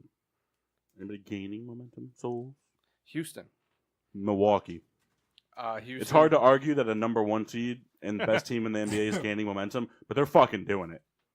Boston also gaining momentum.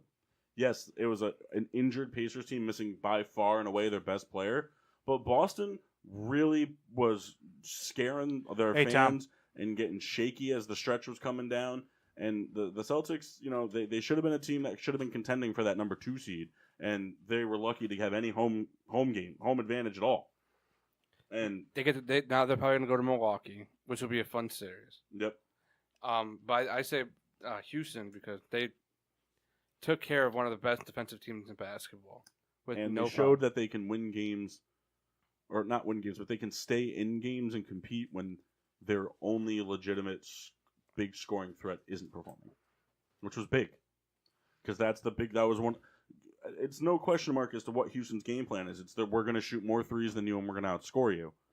And when the guy that does the majority of that scoring isn't scoring, they were able to stay competitive. Right.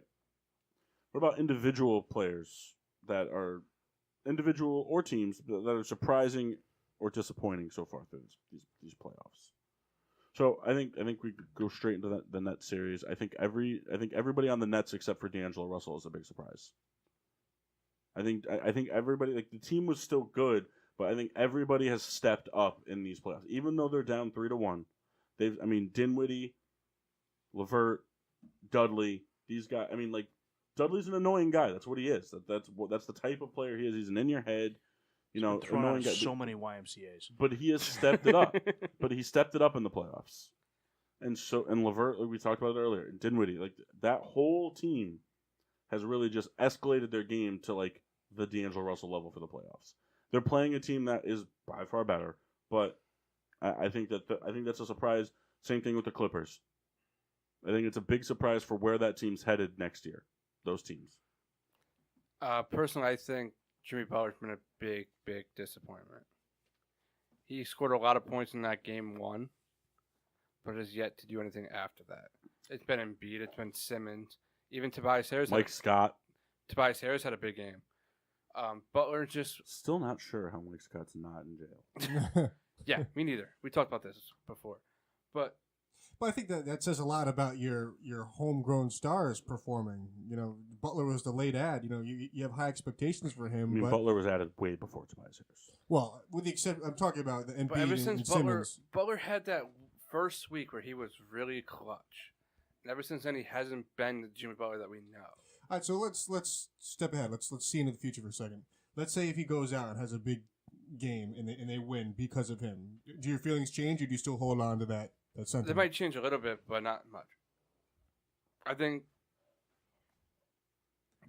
I'm gonna say this: Embiid's not playing Game 5. No. Okay, so this is gonna be Ben Simmons' show. Okay, well, let me ask you something. What would it take for a performance for him to make you change your mind, if there's one at all? A big, big defensive game where he just shuts down D'Angelo Russell. Which isn't going to happen because Ben Simmons plays good enough defense. Ben Simmons plays the 3 all the time. He doesn't. No, Ben Simmons. He guards the 3. I'm sorry. No, in Game 4, Ben Simmons was on D'Angelo Russell the whole game. Was he? Yep. Okay. Because sometimes they have JJ Redick up there. I'm like, don't do that. Actually, stop that. It was funny. The commentator said, "I made the legend Bob Souls laugh because JJ Redick, the comment, like he ticked the ball with his fingertips and it went out of play on what would have been a wide open 3, and the commentator was like, "Oh, good defense by JJ Redick," and I was like, "That's an oxymoron." Like JJ Redick cannot play defense. No. JJ Redick is just a more handsome TJ McConnell. He just runs around and just catches the ball and throws it up in the air. Look at me. But like that's fine. Since JJ Redick's been drafted, he's never missed the playoffs. Really? Yeah. 3 teams never missed the playoffs. That's 4. cool. 4 teams. Even cooler. Milwaukee. Yeah, I knew Milwaukee. Who am I missing? Let's all get his Magic, jersey. Milwaukee, LA Sixers. Oh yeah, I forgot he was a Clipper. I don't know how I forgot that. I don't know how I remembered he was a Buck, but not a Clipper. Whoops. You got traded for Tobias Harris. Good move, Rob. I won't do it. I have another disappointment. What do you got?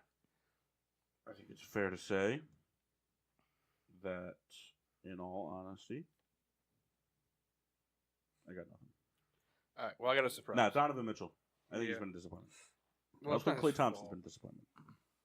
I also think Draymond Green smells. But that's on a side note.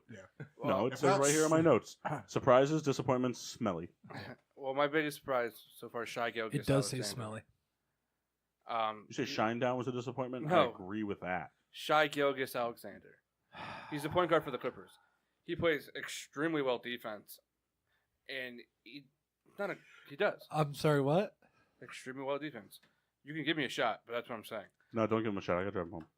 He plays very good defense, My name, extremely well defense. and You killed my father. he's not You better do he's not a that. polished offensive player yet, but he does the little things right. You know, he scores in the paint. He can't shoot yet, but he will. That's how the NBA works. Ben Simmons will never be a shooter, but he can be. But he's just one of those guys that, you know, that's really taken the playoffs, not to the, like, he's taking it to the next level, but he's not going to change the game. You know what I'm saying? Yeah. He's just playing over expectations. Anybody else? Surprises, disappointments? I agree with the Donovan Mitchell thing. I mean, it's just a young kid trying to do it all on his own. Yeah. I mean, it's like it's hard to label it as a disappointment given the supporting cast around him, but I've expected more from him. Like, I don't think anybody on the Celtics is a disappointment because the Celtics, they really didn't have to do much to win the series. Yeah. I mean, they won it in 4, which I think is a more of a surprise. I thought they would have at least lost the game because that Pacers team is a hard-nosed, good defensive fighting team, and they showed that after Oladipo They went play down. well defense. Right, after Oladipo went down. But the Celtics kind of went into it, and, you know, they have the second best head coach and future best head coach in basketball in Brad Stevens. And I think Brad Stevens was a big part of their mentality going into the playoffs where, hey, we're going to score. We have too many options not to. Let's go in and play fucking lights out defense against the Pacers. That's what we're going to do. If we can keep the Pacers under 90 points, they can't beat us. Yeah. And they can't. Because there's just too many playmakers like the 76ers, like Golden State, like the Bucks. There's too many playmakers on that Celtics team that somebody won't go off. Somebody's going to drop 25 to 30 points a game for them. Or they're all going to drop 18 to 20, which is equally as damaging.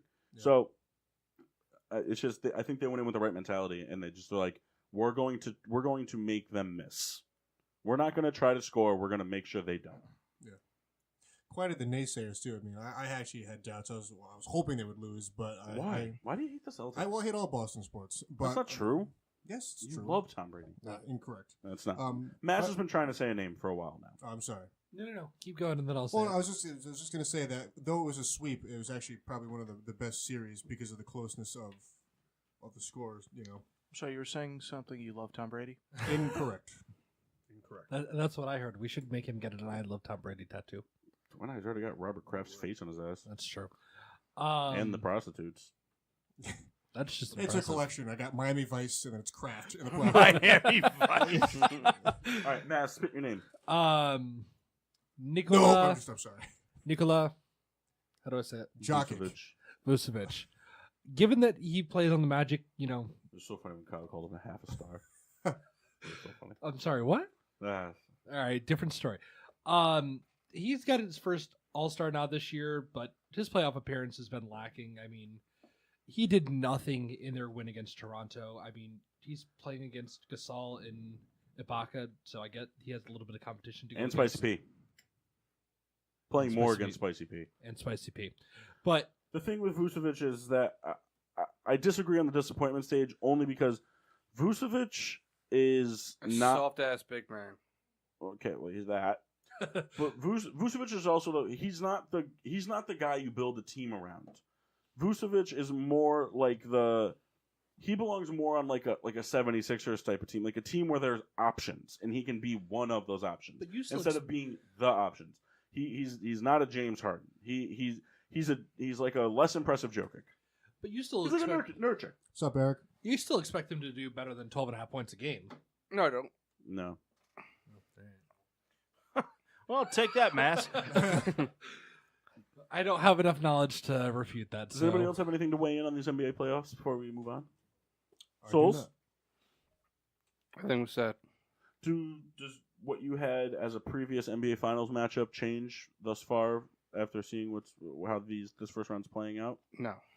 You still Who have did you Bucks. have? You still have Bucks Warriors souls. Yep. Mock, do you still have Bucks Warriors? Yes. Red Baron, do you still have Bucks Houston? I do. Mass, do you still have Magic Jazz? Yes. You're in for a rough. Is that really what he said? No. He said Pels Raptors. He's All a right. Raptors fan. Pels. I mean, at the end of the day, I think the NBA is just going to burn down. They're going to cancel the finals. So Anyways, you take a Hashtag shot for that. AAF. yes, Yeah, you have a little red plastic cup over there? Doesn't change mine. What was yours again? Blazers Sixers. Hey, holding true.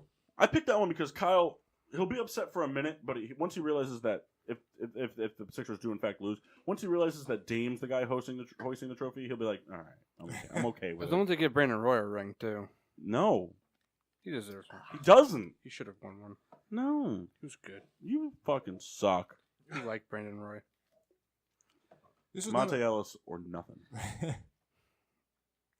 This isn't a talking point, but you guys should go back and listen to the stuff we said about the AAF. We sound like a bunch of jerks. We were the pretty NBA excited. or the NFL is going to buy into them so hard. It's we gonna were become really great. excited. But I think everybody was really excited. Right. But the thing was, Salt Lake Stallions. But the thing was, Birmingham Iron. It didn't disband because it was a bad product. It disbanded because they spent all their money too Right, fast, yeah. See and they what- had no financial backing. See, that was the problem. It was so rushed that there was no promotion for it. It was just like, hey, it's here. Here you go. No, it's not that. They didn't get a TV deal.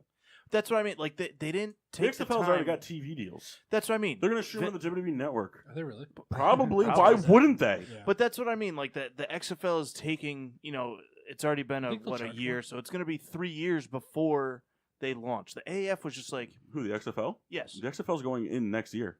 I know, but they announced it. Was it a year or 2 years ago? It's been They announced been it. talked They about announced for a while it. ago. They announced it at the end of the beginning of this offseason. No, they talked about it last year. No, they talked about it, the possibility of it coming back, and that They were saying 2020, and that was early 28. So it's been 2 years. But even still, I think any of the former XFL players come back. Bill Goldberg, like they've been taking the time to Nelly. set it up. The AAF was just like, hey, here we are. There you go. The NFL is totally going to buy into us. The AFL, the AAF, they burned through their capital too fast. It was something that no normal fan outside of the NFL business would have seen because, yeah, we knew it cost a lot of money to run, but we don't know how deep these people's pockets were and what financial backings they had. They don't fucking work for Wall Street. Who was it? Was it the owner of the Hurricanes that bailed him out? Who, Greg Helms? Stand. It was. I think it was the owner of the Carolina Hurricanes. Yeah. That gave him like $250 million, and then And like a he's month like, later nah, they bro. still went out. Oh well. Let's move on to some Riddler's rankings. Who do you got this Hmm. this week? Riddler's rankings, it's been a long time. If you remember from weeks ago, Riddler's rankings was going around the country, ranking the best athletes of every city. And, yeah, that's what we're doing. So today, we're taking a stop in a city near and dear to someone on this panel's heart. We're going to Baltimore. We're going to Philadelphia. Excuse me if you would.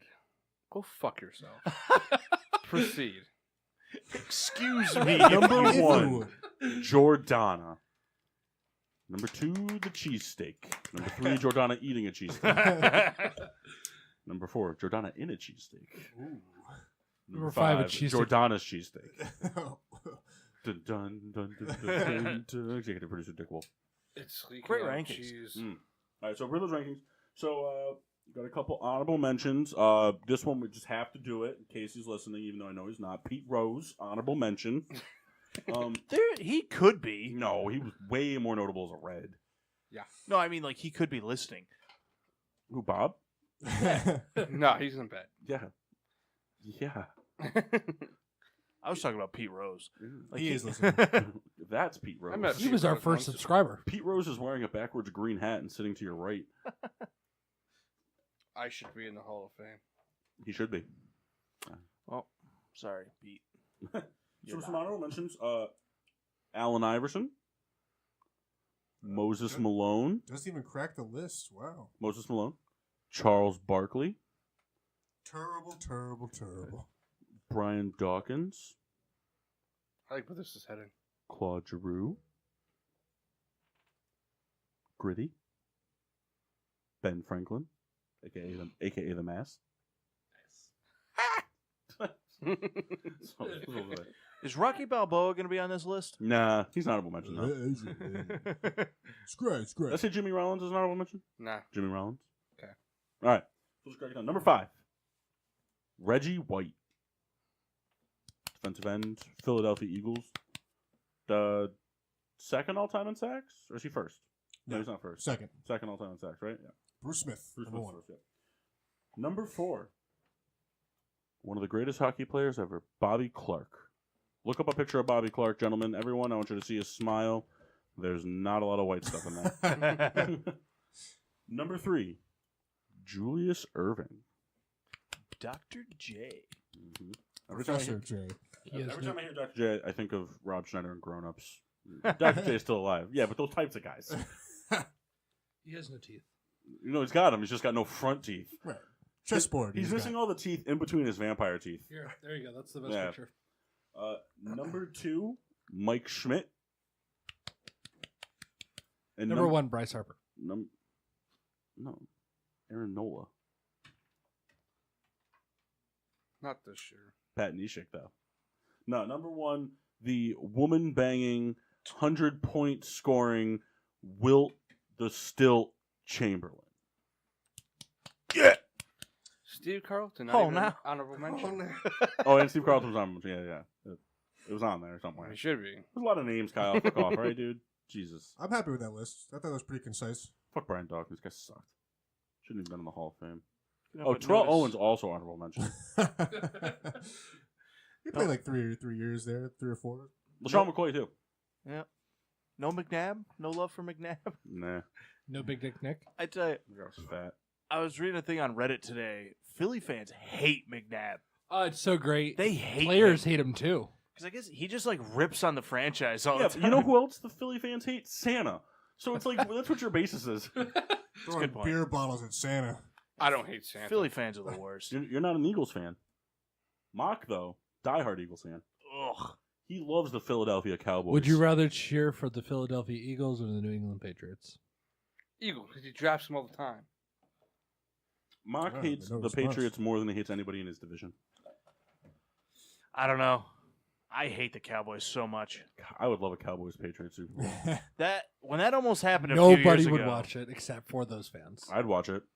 what would suck? I would still watch it, but I'd just root for The entire injuries. stadium to blow up. Just be like, oh, God. Terrorism. Let's go. We got to root for the Cowboys because then they could be tied at Mock's 6 got a Super Super Bowls Bowl apiece. square. Mock's got a Super Bowl square. All right, second quarter ISIS. Let's do it. I don't know what I would do if that was ever the Super Bowl. I couldn't go to a Super Bowl party. I would have to like watch it in the dark. What's the worst imaginable Watch it with Super me. Bowl for you guys? Obviously, we know Mox. Mass, what's your worst imaginable Super Bowl right now? One Like that next the year. Rams are in because he hates them. Next year, Yeah, right? the Seahawks and The Jets. Just hates the Jets. I know the Red Barons. I don't know Souls though. I don't know who can I come back around for my AFC team? No. You don't know the AFC team you dislike the most? No, I really don't. All right, fine. Probably the Bengals. I can respect that. That's not fair. You hate the Bengals. You're gonna It's, hate. it's, you're- it's you're- not the The Bengals team you that hate the most to go to the Super Bowl is a team that's never won a playoff game. it's not that I hate the Bengals. It's just I wouldn't give a shit if they were in the Super Bowl. I think the Red Barons is Patriots Packers. You know, it's like tied Patriots Packers, Patriots Cowboys. Do you hate the Packers as much as you hate the Cowboys?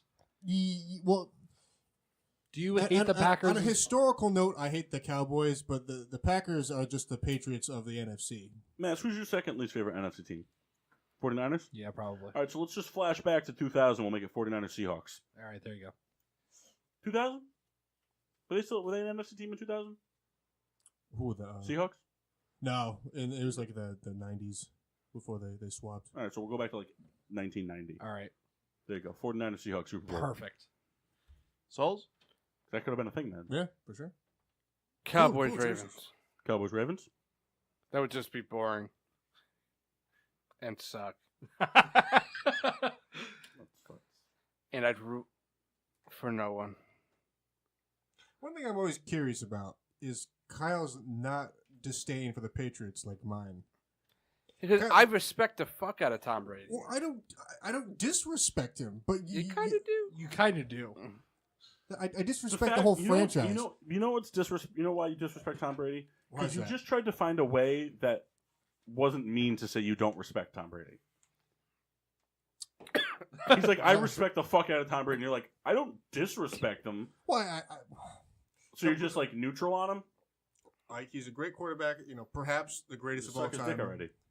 The point I'm making Kiss is his Kyle kids. watched the same losses that I watched to the Patriots. You're right. Via being a Steelers fan, and he doesn't have the disdain You're right. like I do. Because the Ravens are far worse. Kyle, they are pretty much equal. We just play the Ravens twice a year. And therefore, that's If why I you hate them. think Well, hold on. the- For a long time, you played the Patriots twice a year.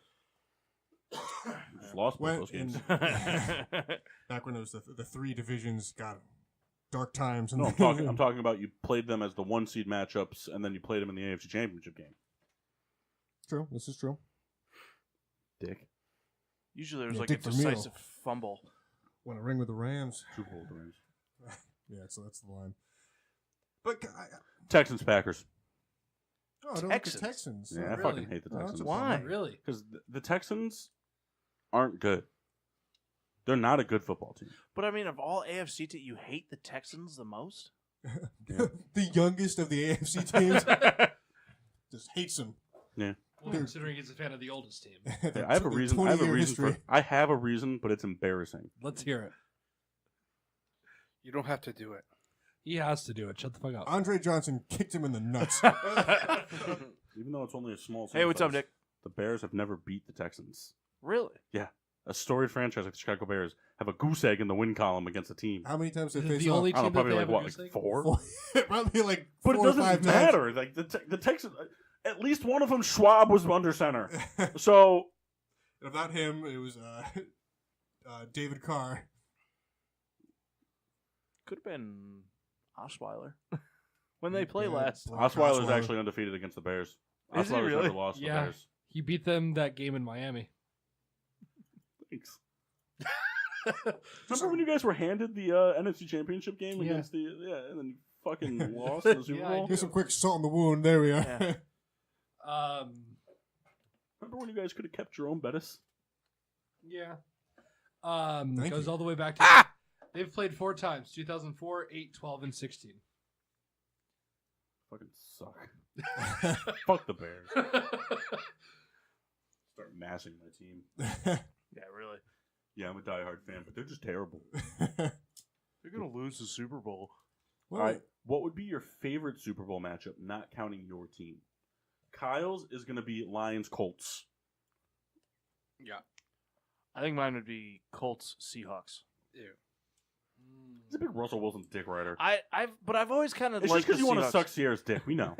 But even when I was young, I always liked the Seahawks logo, and like their jerseys always looked cool and mad. No. They used to look cool. Now they look like trash. Yes. I like Yeah, 'em. we're a neon sign.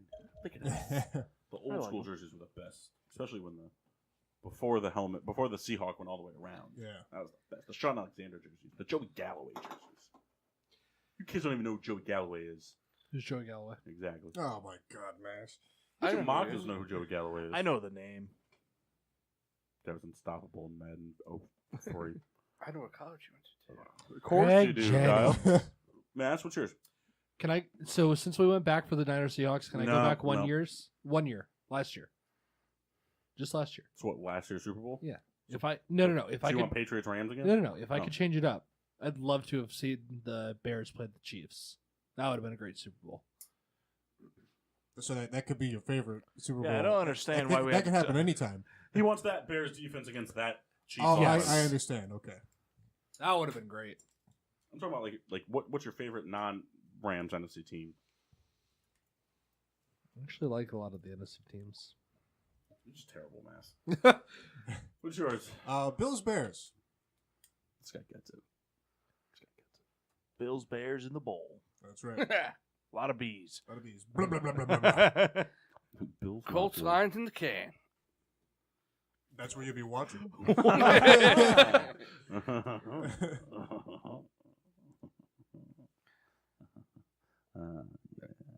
Redskins, Chargers. Really? Oh, Yep. Redskins Wow. are my second favorite NFC team. I didn't know. really? Yeah. Why? Because the Redskins are always the team in the beginning of every single year that's like, they're going to fucking suck. And guess who's always knocking on the playoff door come the end of the season? The fucking Redskins. It never matters. They always find a way to knock on that goddamn playoff door from the NFC East. It doesn't matter how good the other teams are, how shitty the other teams are. Fucking 2 broken legs, and they weren't out of it till week 16. The Redskins always fucking find a way to knock on the door for the playoffs. They don't always make it, but they always find a way to knock on that door. They have a lot of heart. They have a lot of grit. Any team that exploits Native Americans, I'm all about it. Hashtag Blackhawks. Can I change my answer? Yeah. Cardinals, Browns. Get the fuck out of here. So your favorite NFC team is a division opponent. I love the Cardinals. They're like the little brother that just like You're the pisses- worst sports fan ever. Mass, let me break this down for you. This is the way you should really think about your division, okay? I really want you to understand this. Okay. I would rather see Tom Brady win the next 40 Super You Bowls. don't hate Tom Brady though. I'd rather see the Joe Flacco-led Ravens Come on, man. win the next 40. Yeah, but I hate them is what I'm saying. Oh, okay. Rather Win the see Terrell next Suggs. 40 Super Bowls We cool. We cool. than to see any other NFC North team win a game. Win a game. You mean that about the Lions? Fuck the Lions. Nah, you don't hate them. I do, guys. They're not the worst. You can't hate the They're my Lions. third least favorite team. Yeah, but it's not the worst. No. You'd rather have them have 4 wins. No. I don't have any. Yeah, because they could beat So- the Packers and the Vikings. No, I want them all to tie. I want them all to tie 0-0. 0-0-6. I want a lot of like interceptions, fumbled at the 1 yard line, I blocked can't- field goal. I can't bring myself to hate the Cardinals for whatever reason. Because I despise the fucking Seahawks and Niners. So I kind of like. So here's the thing: we're gonna go to break now because this whole conversation, I forgot to write that bracket down. So I need to do that. So we're gonna take a break now. We're gonna go to break for 3-ish minutes. Let the boys piss and urine and re up on beers or whatever they got to do. When we come back, we're gonna have a quick bracket break. Twitter poll. No Twitter poll. No, I didn't get one this week. All right, well, what if you poll us? Come up with a question on the break Okay. and poll us on it. Something good. Get the mock gears turning. I want something really good, sports related but can be sexual. And we're also going to dive into some mock draft type of stuff and Red Baron's Runaway. Yep. So we'll be back in 3 minutes, 180 seconds on the PPRN Radio Network. And now, back to getting sports with Drunk on the PPRN Radio Network. Welcome back to Getting Sports with Drunk. I'm your host, Cupcake the Riddler, and I'm joined by... I forgot all of them. And Oh. on Waka, my favorite little rascal is... Spanky. That's not true. Kyle, did you hear about the monorail? Europe. She also just said Europe. I know she did. My favorite little rascal is definitely buckwheat. Yeah, buckwheat's the best. It's detrimental we have this stool to rest our feet on right now, as Rebecca ruins the show with her. Yeah, nothing like waiting till we're live back on the show. But you had She's so pale with this henna. It looks like she has like leprosy coming on or something like that. That's very a rash. selfish person. Scabs. That's gonna be her nickname. Scabs. Scab Sanderson.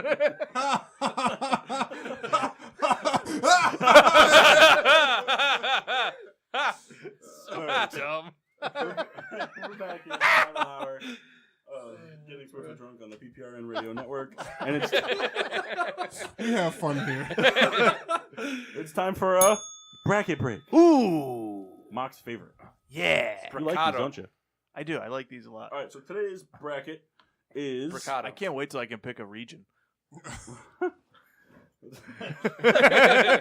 top 16 individual single season performances. So like single season records, 4 from each of the 4 major sports, and they were broken down like a number 1 seed from each sport all the way through a number 4 seed from each sport.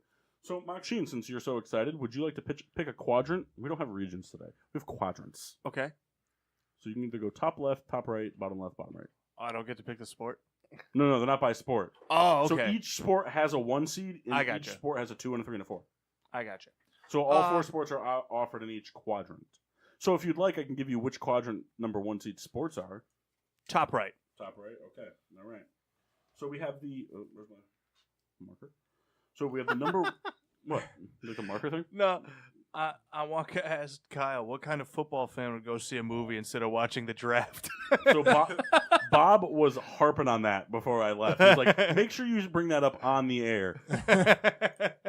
I'm Kyle, good. you better not bail on me. My team. You Kyle's bought the flaking tickets. out. I would be so It mad. doesn't if matter. you bailed. Kyle's gonna flake out on us, and he's not gonna go to the movie. And then the best part is, Walker's gonna bust his balls all week about like what kind of football fan doesn't. And then when he flakes on us, she's gonna be like, "You're a real shitty friend, Kyle." He knows it. That's it's gonna be so great. It's gonna be me, Mock, and Amelia seeing the Avengers. And we're both gonna fall I'm asleep. not gonna lie though. No, Amelia will be The awake. phone sometime. updates will be on. That's what I mean. Me and you. Amelia will be awake. Oh yeah. All right, so top right quadrant, number 1 seed from the NBA, Mark Eaton, with his 1984-85 season single season record of 456 blocks in a season. That's a lot of blocks. Just so you guys know, for the non-NBA fans here, almost all of you, he averaged over 5.5 blocks a game. Yeah, See it's what she pretty said? insane. See what she said? No, She said, "You don't know me, Paul." I know you. I know. And then versus the number 4 seed from the NHL, Dave Schultz, with a career high single season record of 472 penalty minutes in a season. It's a Front runner. It's a way more fun stat. So I don't know how you guys want to vote on these. You want to vote on like wow factor, fun, like unbreakability? I think it should be up to each All person how they encompassing. vote. Yeah, so just how you And vote. that's a really good head to head to lead off because I want to do the blocks because that's incredible, but penalty minutes that's also. Here's the thing: neither record will be touched. Nobody has come even close to those penalty minutes at all. And we're going on 40 or almost 50 years of that record, and no one's come close. No one's touching the block record. I'm going Mark Eaton. All right, Maxine. Eaton.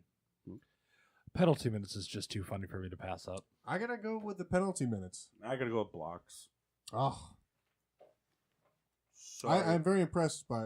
We play a lot of in the summertime. The group here we play a lot of 21, and I get really excited when I get one block a game. So I'm excited when I get a to summer. It's usually at me. All right, the number 2 I get seed. Jeff sometimes. The number 2 seed MLB. He gets a lot of steals for me because I try to ball handle and I can't, and he doesn't know how to steal. He just flails his limbs. Paul is me playing basketball perfected. The number 2 seed MLB, Nolan Ryan's 383 strikeouts in a single season, versus the number 3 seed NFL, LaDainian Tomlinson's 28 rushing touchdowns in a season. LaDainian Tomlinson. Wow. Yeah, don't even answer otherwise.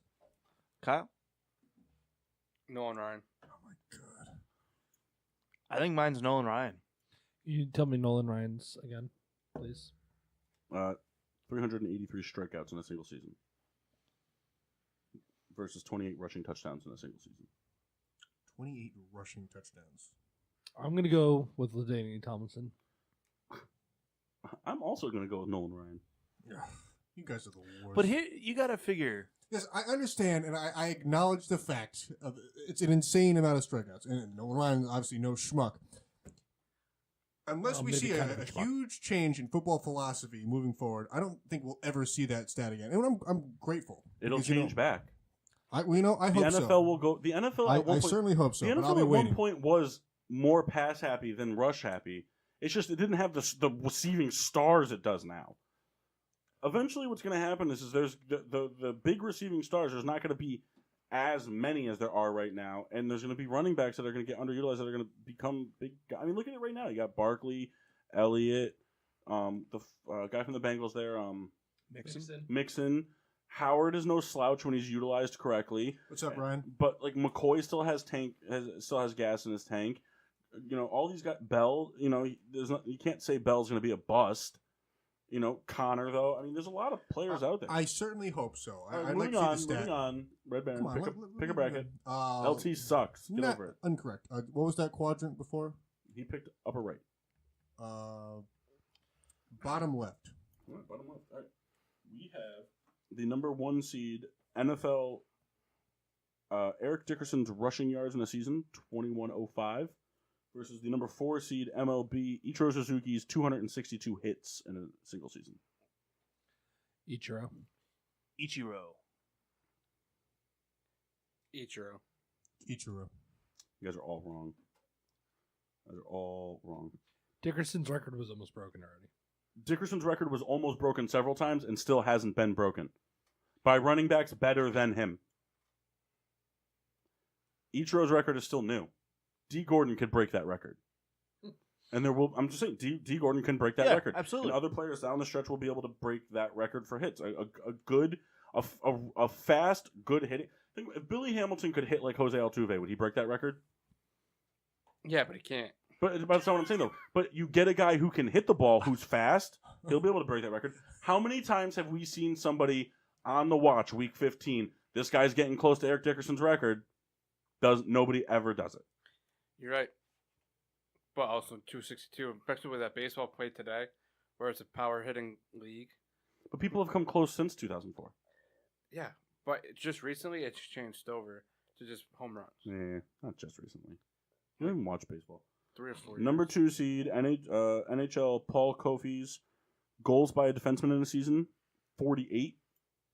Which, for those of you who don't know hockey, which is all of you, the 40 goal mark in the NHL is pretty fucking good. What's hockey again? Versus the number 3 seed NBA LA Lakers winning streak of 33 straight wins. Defenseman goals. I'm going to go LA. Defenseman goals. Goals. Nice. I'm not going to vote. I don't have to. Guess I'll suck. Who's Souls, gonna pick go a with quadrant. Souls, pick a quadrant. Bottom right? Bottom right. Right. The number 1 seed, Wayne Gretzky's points in a season with 215. That one. That. Moving on. Hold on. Versus the number 4 seed, Chicago Bears, points allowed in a season with 42. Gretzky. That is a good one. I give it to Gretzky. Even if you inflate that to today's NFL standards, though, they only allowed 3.2 games. 3.2 points a game. Yeah, but it's just Wayne. Sid the Kid will break it. Probably not. Riddler, I give you a lot of credit because these are really good head-to-head decision making. I'm torn. All right, number 2 seed, Wilt the Stilt Chamberlain's What's going on, Michaela? rebounds in a season with 2,149, an average of 27.2 rebounds a game. Wow. Versus the number 3 seed, Ricky Henderson's 130 stolen bases in a season. Well, Whew. Ricky Henderson. I too say Ricky Henderson. Wilt, no one's touching that ever. It's impossible. Get me in the league. I was going to say, have you seen Mock's tape? He doesn't go for rebounds. He goes for ball taps and assists. Whoa. There's a side B to that disc. Well, Mass, you're the It's last an one Xbox. standing. Mass, pick a quadrant. What's the one that's Oh, left? come on. There you go. All right. So the number 1 seed, MLB season accomplishment, Hugh Duffy with a season total batting average of 440 versus the NBA's Jose Calderon's free throw percentage of 98.3. Hugh. See, I need more information on that batting average. So I'm saying free throw percentage. What do you need on Hugh? Well, I mean, like, how many at-bats? I mean, did he go... He played a full season. But, I mean, as a... Played a full season, even if it's one at bat. I know, but I mean... I'd like to know how If many he batted at-bats. 440 with 100 at bats. They obviously wouldn't have it as a record if it wasn't the right amount of bats. It's a fair point. Free throw shot. All right, and then the number 2 NFL seed, Hey, Michaela. Night Train Lane's 14 interceptions in a season versus the number 3 seed NHL George Hainsworth's 22 shutouts in a season. Night Train Lane. Kyle was about to say that, and then he was like, 22 shutouts is a I'm lot. going to go with the shutouts. I'm sorry, can you repeat the two? 22 shutouts by a hockey goalie versus 14 interceptions by a defensive back in the NFL. With how many games? What? He did that in like a 12-game season. No, he didn't. It wasn't 16 It was games. 14. It was, That it was was 14. 14. 22 shutouts. Okay, 22 shutouts and 40 starts. That's how many games he started. I got to get the shutouts. Shutouts. Played half the season. Good guy. All right. I think the interceptions could happen like any time. It just hasn't. All right. It hasn't happened since the 40s. Hey, We've had a lot of 9-10 interception guys. It could happen. Yeah, but he also, first of all, it's the 50s, so go ahead and enjoy that iced tea over there. I really don't want to. Come Oh, well. on, And I'll then do one on more. top of it too. He played at a time where, like, Round if the a horn? team had one good receiver, Round the horn? they had the best receiver. This isn't really an around the horn thing anymore. This is more like a mock start pouring thing. mock star porn thing. Yeah. All right, you said it. I'm gonna give one to Reed over there. I'd like one. Yes, All right, Paul's so got to do one. it could be like New Jersey. You got to pump your own shot over there. no, you This can't thing pump your takes own forever. shot. You can't pump your own shot in New Jersey. Well, I meant that he would be the guy, the attendant. He looks like he could be a gas station attendant. Yeah. All right. What So, about you? number 1 seed Mark Eaton's 456 blocks in a season versus the number 2 seed Nolan Ryan's 383 strikeouts. Say the first one again. Mark Eaton's blocks, Nolan Ryan's strikeouts. Mark Eaton. Strikeouts. Strikeouts. Strikeouts. Blocks. Strikeouts is gonna happen by tomorrow. The thing is 5.5 blocks. When's the last time we saw someone average 3.5? What team did Mark Eaton play for? Mark Eaton. A team that moved. It was the Bucks. Yeah, I was gonna give you credit, but get the hell out of here. What was the team? Vancouver was one, and then he also played for Utah for a lot of his career. What? That's what I meant. I'm sorry. No, it wasn't. You're right. All right, number 2, Wilt Chamberlain's 2,149 rebounds in a season versus Wayne Gretzky's 215 points in a season. Oh, Wayne. Wayne. Doesn't matter, Mass. Number 4 seed Ichiro's 262 hits in the season versus number 2 Paul Kofi's 48 goals by a defenseman. Ichiro. Ichiro. Kofi. goals. It comes down to this. Here's some food for thought on this. He did this in the 1985-1986 season. We have seen over the past 15 years a lot of offensive-driven defensemen in the NHL, like PK Subban's and Shea Weber's, even the Zdeno Chara's. None of them are even in the list for the top goal scored by defenseman in a season. I'm going to go goals just because I think there will come a player who's going to play in the MLB for a longevity and be successful there. For the Well, no, amount of time. but that's single season for Yeah. Ichiro. Right. So, Okay, I guess what that's are what you I'm getting at? I'm saying that I think it's attainable for an God, MLB. it's so aggressive. I don't. All right, whatever. Well, All right. we're talking about 20 less games at the time. 22 hockey shutouts in a season versus a 440 batting average. 440. 440. 22 shutouts. Shutouts. Batting average. That would never be touched again. We doing this shot or? Yeah. That's the end of the bracket. All right, end of the bracket. Duffy's 440 batting average versus the goals by a defenseman. Batting average. Batting average. Batting average. Nolan Ryan's strikeouts versus Wayne Gretzky's points in a season. Wayne. Wayne.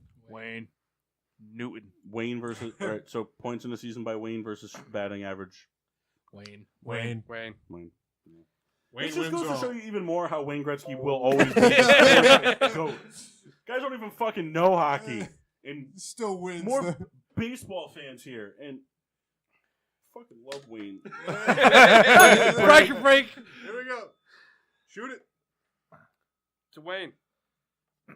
Guy's so good. All right. Yeah, he was That's a pretty good hockey player. Yeah, his numbers retired across the league.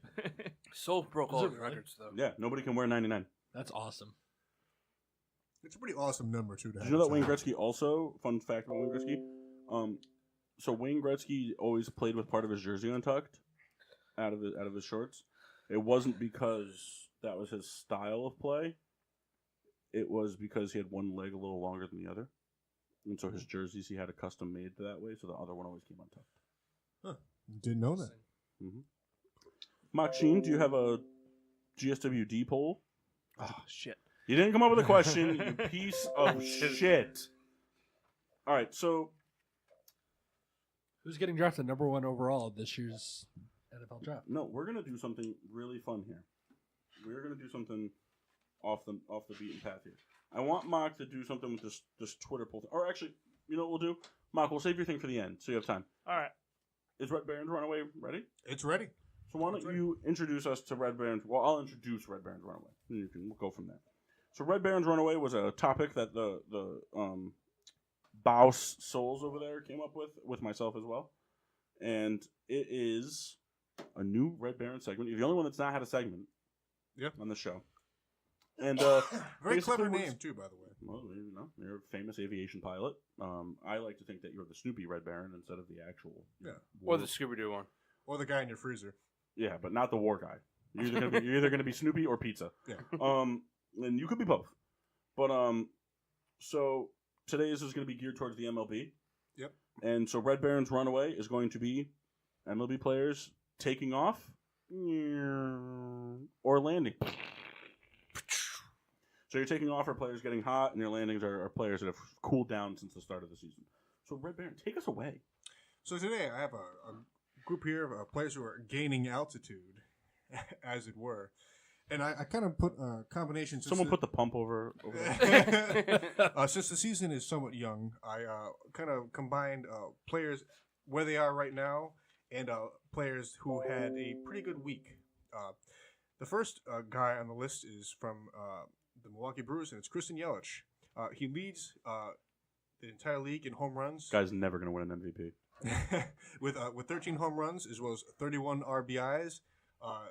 Certain camps who are fans would consider him pretty darn good. Also, someone who's coming off a pretty big week and a big season so far in general from the Los Angeles Dodgers, not the Dollars, the Los Angeles Dodgers. It is getting supposed to drunk after all. Is Cody Bellinger. He leads in a lot of categories. He totes a .424 batting average with an .882 slugging percentage with 36 hits, 26 runs scored, and 75 total bases so far in the year. As far as pitching goes, Pittsburgh's Joe Musgrove, he touts a 0.81 ERA with a 1-1 record. So good for him, though. The Pirates have a bright spot on first the place season. now. Yeah, and actually kind of a surprise. Not a team I would have picked, especially. Won't stay there, but Well, right, but hey, listen. 2 weeks in, whatever, good for them. A big week for Felipe Vasquez, also in a Pirate. 9 saves on the year, 2 this week. Still holding a 0 ERA for a closer reliever with 18 strikeouts. And then a big week for the Twins' Eddie Rosario. 6 home runs he's coming off of this week, touting a 663 slugging percentage with an OPS of 1.068. So those are my players who are gaining altitude this far. I'm sorry? My players hitting turbulence so far. I don't have a big list. Most of them are actually pitchers. Chris Sale jumping out to an 0-4 season so far with an 8.50 ERA. Kind of not the Chris Sale we know. He's kind of jumped out 2 slow starts in the past, but nothing like that we've seen thus far.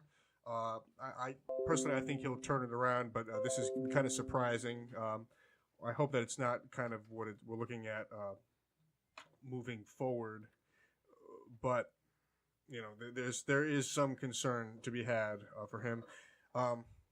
As a unit, hitting turbulence are the Yankees.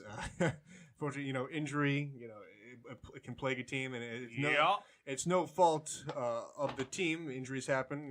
The Mets have been known, so the Yankees looking a lot like the Mets thus far. And not escaping the turbulence list are Mets pitching, especially starting pitching, have not jumped out to expectations. DeGrom suffering some injury and kind of a slow start. Had a good first 2 starts. DeGrom pitching on Friday. A lot of good first 2 starts. He's actually averaging 14 strikeouts a start, which is pretty impressive in 2 starts, I believe it is. But Syndergaard has been slow. Matz has been slow. Vargas has just kind of been a shame. He always is. Well, you know what? He's a good, solid guy. But that's my Red Barons runway for this week. Yeah. Good segment. I liked it. Did a lot of homework. I'm happy about that. Thank you. Breaking news: the Capitals surrendered 3 third-period goals to give the Hurricanes a Game 6 win, and now there's a winner-take-all Game 7 for the defending. Let's go Whalers. So Weird on this side. for those of you that can see the footage, that watch religiously and know the seating arrangements, you'll notice that Maksheen is sitting all by himself. That's because he has uncontrollable gas. Wait. But with that aside, I have in my hand, we're going to do something different. I wanted to do this. I had something set up here for some mock draft discussion, because the draft is this weekend. You know, that'll obviously be a big token on what we talk about next week. By that time, all 7 rounds of the NFL actual draft will be done. Mock draft submissions. Red Baron gave his. I already have. I have mine. Souls's. I have it done. Yeah, the guy's got like 5. I got like 13. Red Baron, I did offer, just in case, if you want to come up with another mock draft where Kyler Murray doesn't go first overall, or do you want to just ride this for whatever happens? I'm going to write it out because I think it's a bunch of hubbaloo. All right. Is that the saying? Hubbaloo? So what we're going to do here is something very, very interesting. Instead of doing a actual draft discussion, I thought it would be a lot more interesting if we were to do Mass, Souls, and myself. No offense, Mock. A rapid fire draft. Oh. So we are going Right. with no prep.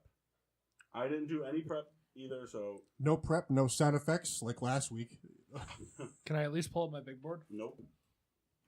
Everyone's going to have the same advantage, and that advantage is nothing. What we're going to do Use is a loo real quick. Guy's playing Kingdom Hearts over here. Kyle's going to have more picks than anybody else, but that's just because of the nature of the way things are going to work here. I'm going to keep track of our drafts and add these to our mock draft things just for fun, just shits and giggles to see what happens. The only thing that the Mass, myself, and Bow Souls are going to have is last week's mock draft that we did on the air between Maksheen Washable, the Mass, and Kyle Souls. The Bows. This will be placed in the middle. You may look at it when you guys have to pick. You may not touch it. The way this is going to work format-wise, we're going to do back-to-back picks for each person.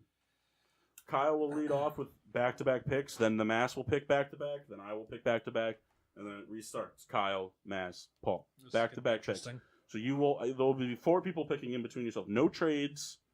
It doesn't have to be like a number 1 pick here is Kyler Murray. All right, moving on. We have time for some mini explanations if you Tell you what, how much time you want? Give me that bell. What, per pick? Yeah. All right, so you get, I'm trying to do the math in my head. If we did 30 seconds times 32, 16 minutes. 16 minutes? We in it. That's Perfect. enough time. You got 30 seconds to make your pick and explain it. Nope, I'm throwing it, Mock. Don't throw it. Mock Don't throw catch. it. No, don't throw it. So, everybody on board? Souls, you need to stop touching me. Everybody on board? Yeah, I'm good. You have to just embrace him by touching him back. All right. I'm Souls, currently holding a whole sack of peanuts. Souls is officially on the clock. Pick is in. No, we're not doing the music. Oh. With the first pick in the overall draft, the Arizona Cardinals select defensive end Nick Bosa out of the University of The Ohio State University. Oh boy, here we go. And the Cardinals just recently said, hey, we're going to probably stick with Josh Rosen. I believe it, and I think they picked the best player in the draft, Nick Bosa. He's had good meetings and all that stuff, so yeah. Number 2 on the clock. You're back to back. Oh, anyway. So, pick is in, Oh, San am Francisco Giants. Fuck. Private stock. The San Francisco 49ers select defensive tackle Quentin Williams. They need a lot of help in the middle, and I believe that he's the guy to do it. Armstead's not big enough. They have Buckner on the outside. I think they need another guy to help him in the middle. Pick number 3. Pick number 3 is in. We are picking Josh Allen with the number 3 overall pick. New York really needs help all over the defense. They have a lot of interior pressure already. They need some stuff around the outside. That works for both New York teams. Coming from a guy that fucking playing Kingdom Hearts on the side of me. 4's on the clock. Number 4, Raiders. Devin Bush. Linebacker. White or Bush? Devin White. Okay. Linebacker, LSU. Raiders can't afford to. They're both named Devin. I can't fucking keep it straight. Except their last names. Yes. Fuck them. Number 5's on the clock. Well, you don't get to announce that. That's Mock's thing to announce. You. Number Number 5's five, about number 4 five. seconds in. Stock? Whoa. I forget some of these guys' positions. I got to look this guy Nah, up. it doesn't matter. What Rapid position fire. does Montez Sports? Sweat play? Defensive edge. Defensive end. All right. Tampa Bay selects Montez Sweat. They just need everything on defense. Anything they pick defensively is a good pick. And an The R&B New album. York Giants are on the clock at number 6. The New York Giants select Ed Oliver, defensive tackle. They need all kinds of help getting. They need all kinds of help getting the pass rush done. Anything defensively is really good, and he's a big monster inside. I hate this pick. Moving on. 7 on the clock. Jacksonville cop. They pick offensive tackle Juwan Taylor out of the University of Florida. They need a lot of help offensive line wise. You know, they got to keep Nick Foles up. Let Leonard Fournette get some hold so he can run. Much needed pick there in Jacksonville. 8 on the clock. Detroit. Fuck, you took my pick. I picked tight end T.J. Hawkinson. You took your own pick. No, you took Montez Sweat. Oh, So you can't touch that. I think the Lions need a lot of help offensive weapon wise. They got rid of Golden Tate. They're missing it. Hawkinson can catch the deep ball. He blocks. He does all the little things right that you need from a tight end. So Eric Ebron.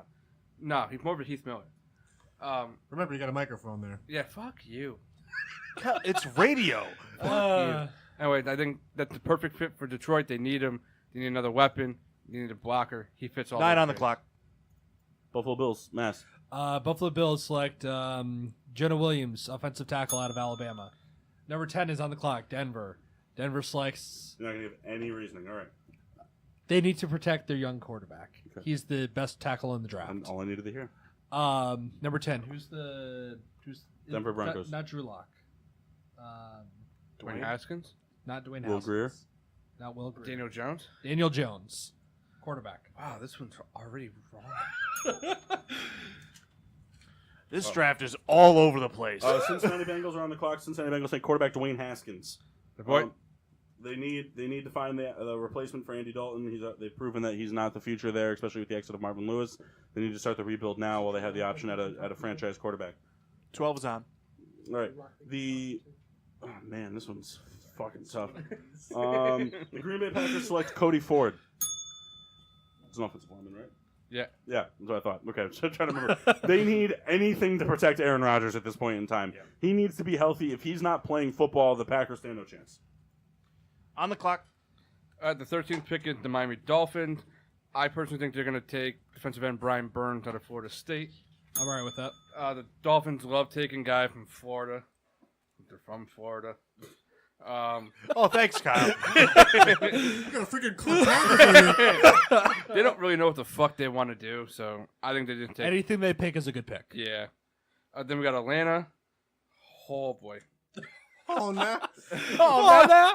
Give me a second here, guys. Well, you got 23 of them. Yeah. It's hard to keep track when we're not crossing these people All off right, the board. fuck it. Pick is in. They're gonna Falcons take defensive end Rashawn Gary out of the University of Oh. Michigan. They need help on the end. You know, in all my other drafts, I haven't taken Montez Sweat, but Next pick is on the clock. wow, what a douche. Washington, Drew Lock. Carolina, fuck. This is giving me no idea. We're trying.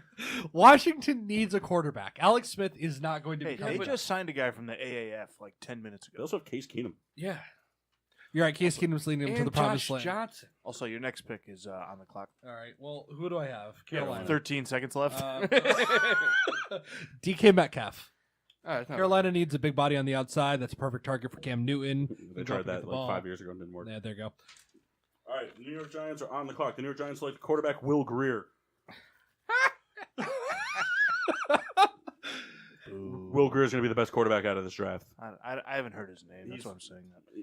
Go look up any NFL analysis. Will from Greer is going to WVU, baby. be the best quarterback out of this draft. He's absolutely lights out. And you guys need a quarterback that you don't have to reach on. I'm just curious. Is Kyler Murray still available? No. Yes. Shit. Next pick is on the clock. The Minnesota Vikings goodness. select Greedy Williams, defensive back. They need all kinds of help on the secondary. In my opinion, they get exposed. It's not what it used to be. And I think they need offensive line help, but I think that they'd be reaching at this point for an offensive line. You should not have said anything and waited until all 32 picks went in. I heard the other quarterbacks going. Next pick is on the clock. Who am I? Tennessee. They picked tight end Noah Fant, and he was at Iowa. They need more playmakers, and all the tight ends are old and trash. Besides Delaney Walker, but he's old. Oh, gee, I wonder who's going next at Pittsburgh's pick. Yeah, Pittsburgh picking Devin Bush for obvious reasons. It's a linebacker in the first round. Well, they need that. Shazier's replacement. Baby. Has T.J. Hawkinson been drafted? Yes, Yeah, next pick is Detroit. on the clock. All right. So Seattle Seahawks. Jonathan Abrams, safety. They need a replacement for Earl Thomas. Next pick. Baltimore, wide receiver A.J. Brown. Got to get some weapons for that team because they will suck otherwise. And in general. Next pick is on the clock. You're not helping me, Phil. What shit? All right. Houston Texans select Andre Dillard. I don't know the offensive line. Houston Texans select Andre Dillard. See, I know what the team needs. Because that's what they fucking need. Otherwise, they're not going to have a prized possession at quarterback. Oakland Raiders are on the clock. The Oakland Raiders select Kyler Murray. Yeah, John consider Gruden his got him at a phones. steal at that point, you know. Yeah. Well, I don't think it's a steal. Kyler Murray's not even close to the best quarterback in this No, draft. I know, but He went fourth. prospect He was the fourth quarterback drafted. It's fine. Actually, I've heard 4 mock drafts over the past 2 days that have him not even going in the first round. But think of all the That's quarterbacks wrong. or position players that have been picked on hype alone. Yep. So Yeah, I can think of a lot of them. Next pick is on the clock. DK Yeah. Metcalf. So we got the Philadelphia Eagles. They're going to take defensive tackle Jeffrey Simmons. The reason for that is because I picked last time. if he didn't tear his ACL, he would be one of the higher picks in the draft. Top is 5 true. picks. Yeah, and the Eagles have the personnel to wait for him to come back.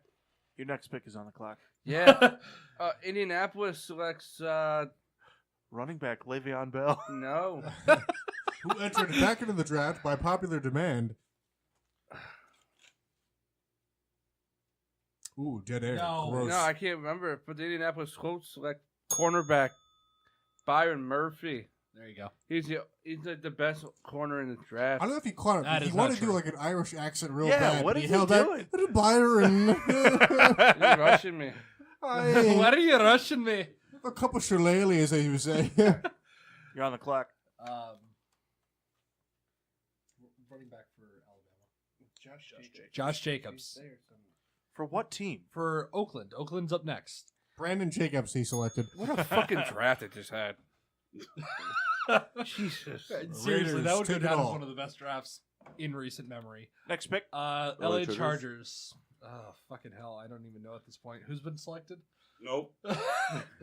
Why? You have the list. I'm not looking at it. Running out of time. It's going to go to me. What do you Pick say? your Just boy, keep bro. talking about that list over there. Come on, Mass. You know players. Just reach if you don't know somebody. Rocky Sin. Fuck it. What a good name. Yeah, I wrote Rocky Sin because I don't know how to spell his actual name. It's Rock Yawson. Y.A. Sin. Is it? Yeah. Oh, all right. Perfect. Next pick is I'm on the buying a clock. jersey wherever he The goes. Kansas City Chiefs are on the clock, and they are going to select. I can't read that. Delta Lawrence. Dexter. Dexter Lawrence. I didn't mean to ring the bell there. I actually traded my my next pick to Kyle. He's going to pick for the Packers because I want to pick for New England. Yeah, so we got Green Bay here. Just because this guy fell, we're going to take Greedy Williams.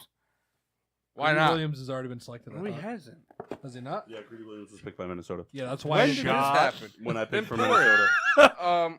All right, fine. All right, so by draft rules, you lose that pick. No, that's not true because we're picking DeAndre Baker. I don't think that's ever instead. happened in the NFL draft where That's someone's that- picked a player that's been picked. Funniest thing ever. All right, then we're going to pick DeAndre Baker. He's been one of the guys that everybody fell in love with. He had a bad combine, but best ball skills in out of all of them. Rams? Next pick. No. This is me. Oh, fuck. The done, Rams Mass. here.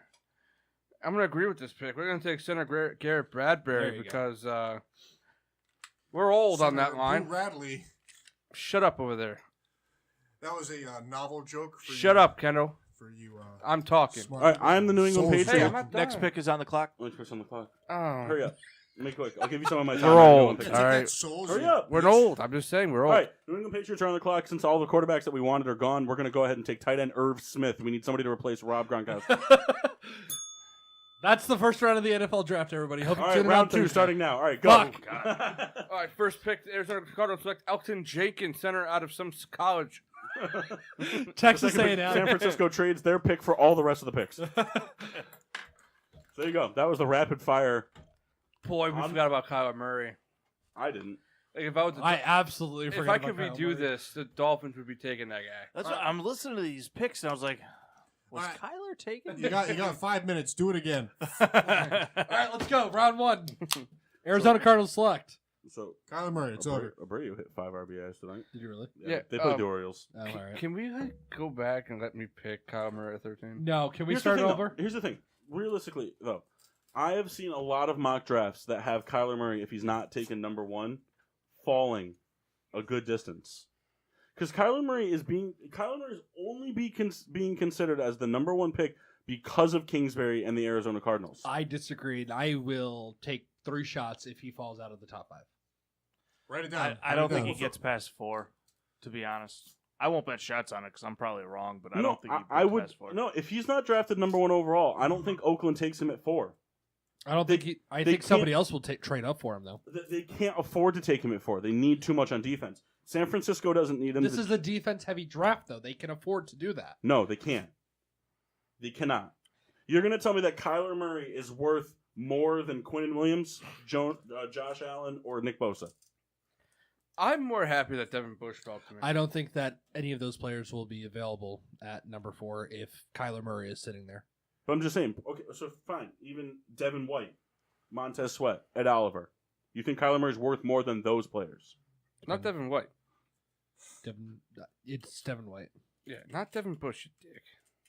He said Devin White. I know what He's I calling said. you a dick. Oh, all right. I said Devin Bush like 15 times tonight. I'm just saying, Motherfucker. Kyler Murray's not even the best quarterback in this draft. I It's should've hyped up kept because him. of the Arizona Cardinals Kingsbury thing. The Raiders cannot afford to take him at 4.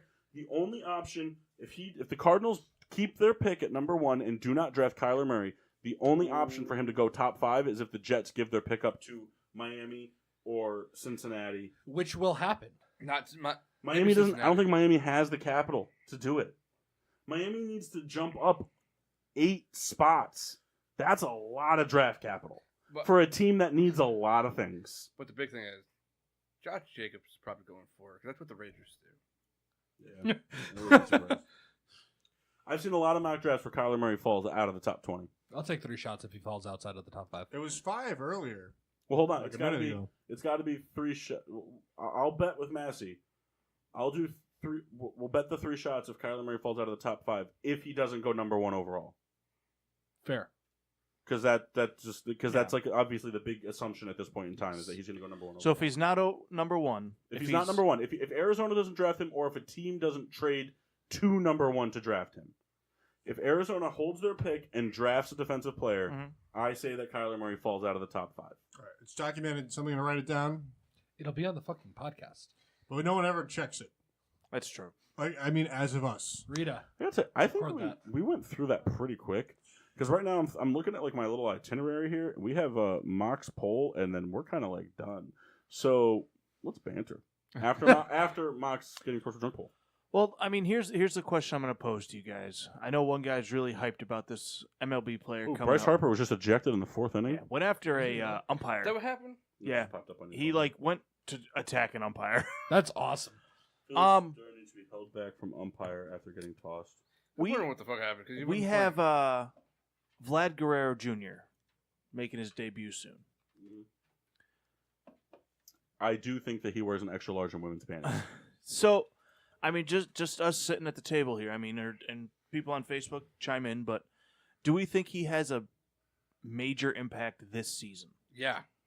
Yeah. Yeah? It can't be any worse than what the Blue Jays are doing. That's true. They're Well, that's not true. You could be the Orioles.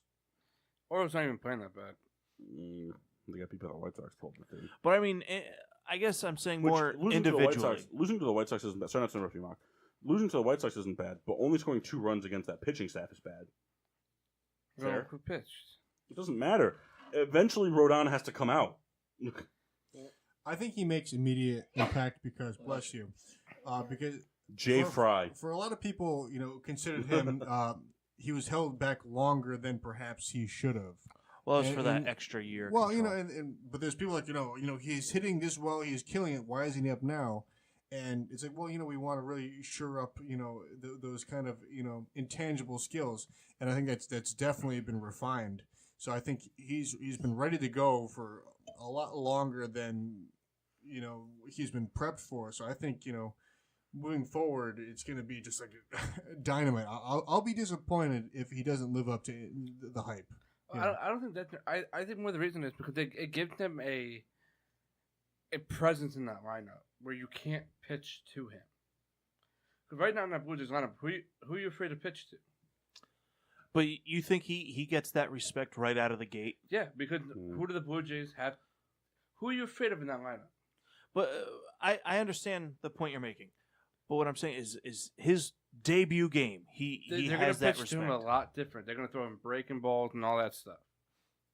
He's going to walk a lot. I'm just saying, I think he's one of those guys that's just going to be there and bring that presence that, Trout has or Harper has and guys like that. My thing is that even if they don't, I don't know that they're going to really attack him in the strike zone, because that yes, even though it hasn't been in the major league level, he has that pop and he has that hereditary gene for baseball, and nobody wants to be remembered as potentially the first home run given up to what might be the best baseball player for the next 15 years. I mean, Trout, yes, is established, but a lot of people are really high on Vlad Guerrero Jr. Nobody wants to be that guy, and I'm not saying that they're going to attack the strike zone or pitch away from him, but I think they're going to dance around the edges, and I think that he's shown even in his minor league play that he has very good plate discipline and he's not going to swing at garbage. So I think that he could even if his it's just... dad did. Yeah. His dad swung at a lot of garbage. Yeah, and you want to know what? A lot of those went over the fucking outfield wall. And it paid off for him.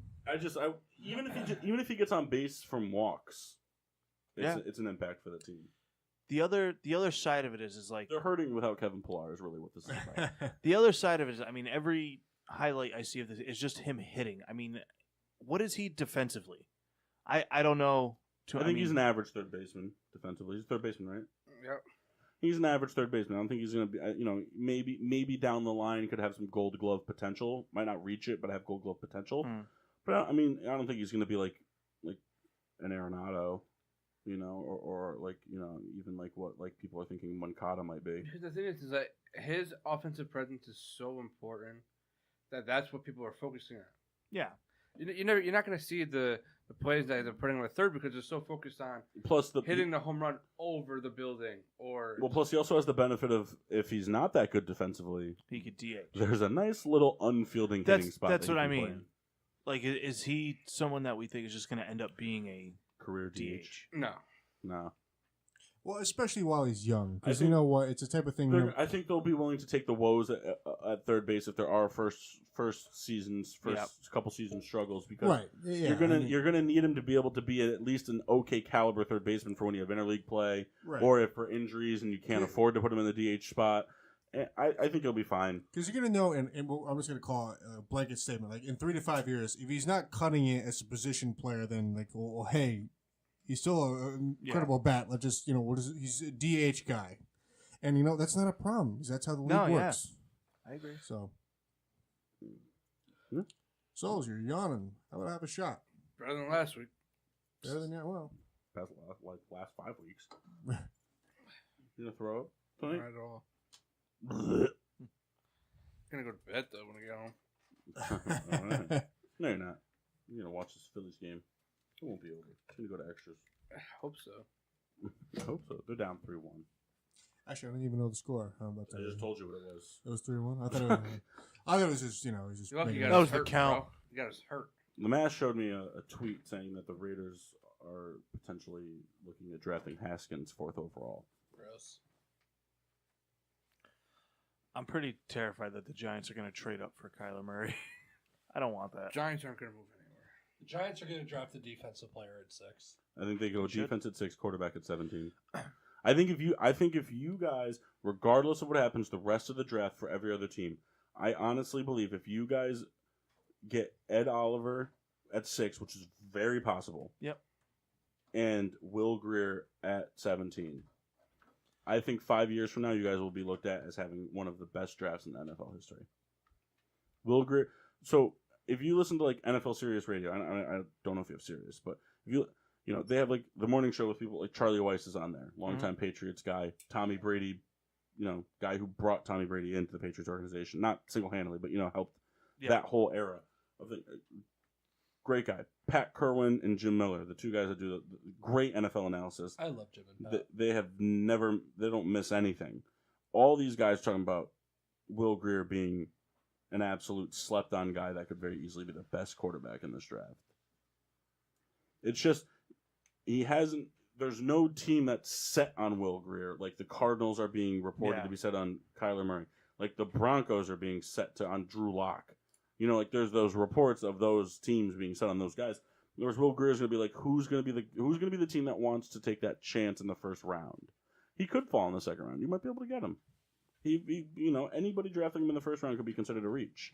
But I think that guy is going to be a stud, and I think that him going to the Giants is the best case scenario because he's guaranteed a year of learning. Yeah. He's not going to be thrown to the wolves immediately.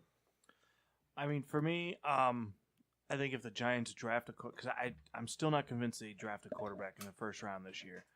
I think it's that Daniel Jones kid, but I'm still convinced the Cardinals take Kyler Murray and the Giants trade for Josh Rosen, and don't care for that either. Why? I don't like Rosen. Why? Because I don't think he's that good. I want to see some type of a mobile quarterback. He has the ability to be a mobile quarterback. Go look at his draft analysis from last year. But he's stiff. I don't know.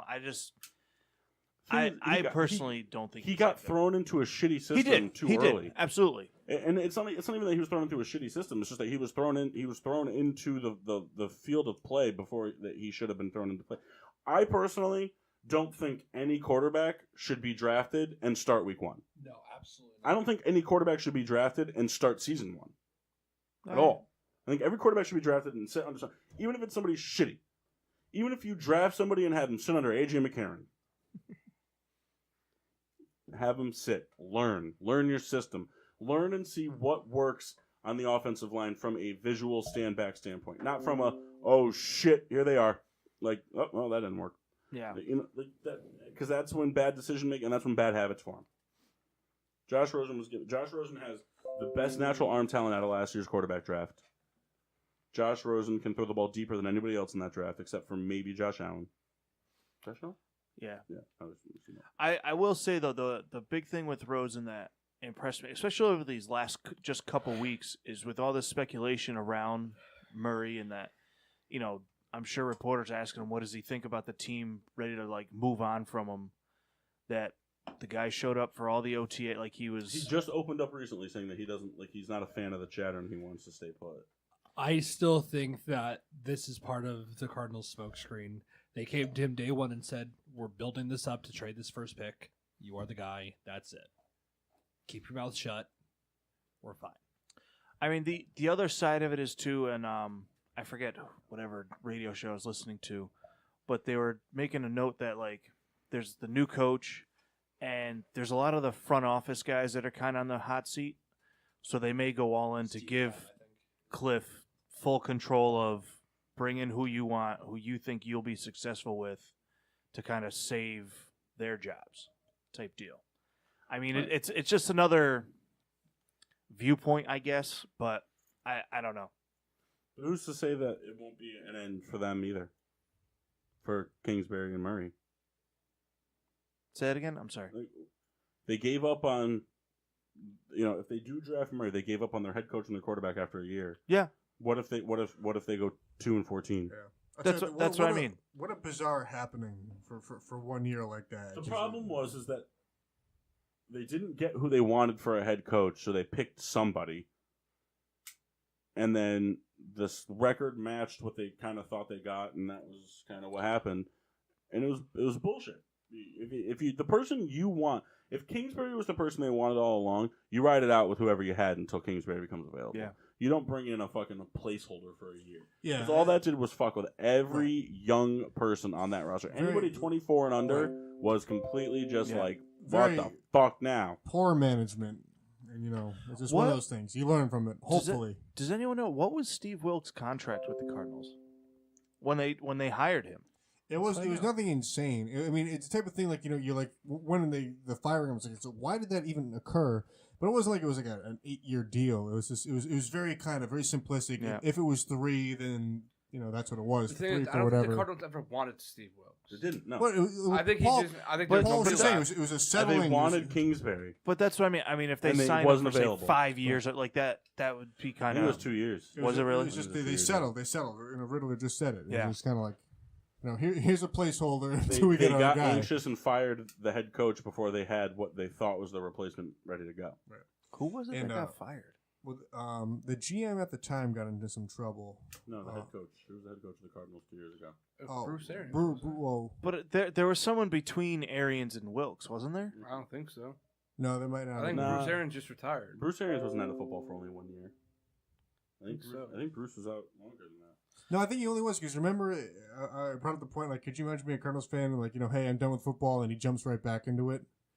It's like, yeah, I want to enjoy my Steve family. Wilkes had a 4-year deal with the Cardinals. Really, that's a lot more than I anticipated. That's what I mean. So I don't know. I mean, to me, Well, I think it was one of those things. Give him the contract and just hope it. Who knows? Maybe this works out. With a team option for a 5th. What was his NFL experience prior? He's with the Panthers. But with Defensive coordinator. for how long? I think. He was with the Carolina Panthers from 2012 to 14 as a D-backs coach. Was Bruce. Assistant coach from 15 to 16. Assistant coach and defensive coordinator All right. 17. And there you go. So no greenhorn as The head they coach say. from 2004 to 2006 was where it was at. Rest in peace. They are who we thought they were.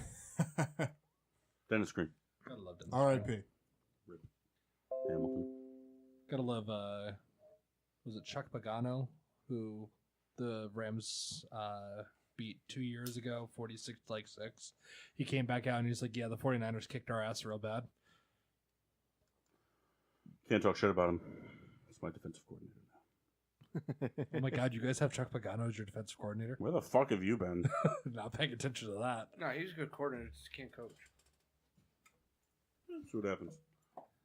Beer reviews? Anybody? Yes. go ahead, Red Baron. Me first. I like it. Actually, I saved the box of this one. I'm actually sitting on it currently. Yeah.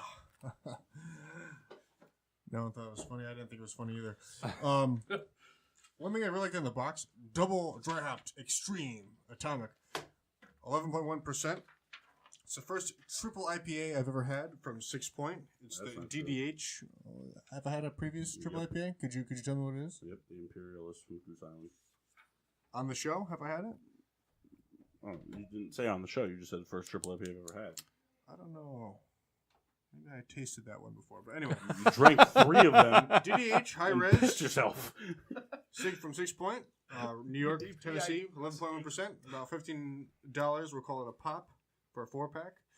Golden straw in color, aromas of citrus, earthy, floral notes, flavor citrusy, floral.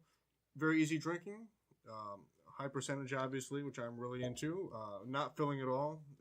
After having 3, I'm working on my 4th actually right now. I'm feeling pretty darn good. 4 stars. Would I get it again? Absolutely. 6 Point. Excellent work. Mock? How did he make that noise? What? Book. Close the book. Oh, What? I thought he shot a cork off. I was like, what? How did he do that? Mazel tov! It is Passover. The Gambrinus, excellent. It's a fantastic drinking beer. They're super cheap over in the Czech Republic. I think this can was like $1.80. This is one of my more go-to beers when I'm out there. So I gave it 4 stars. You guys would like it, but I don't have any more. Thanks a lot. But I do. I enjoy this beer a lot. It's a good one.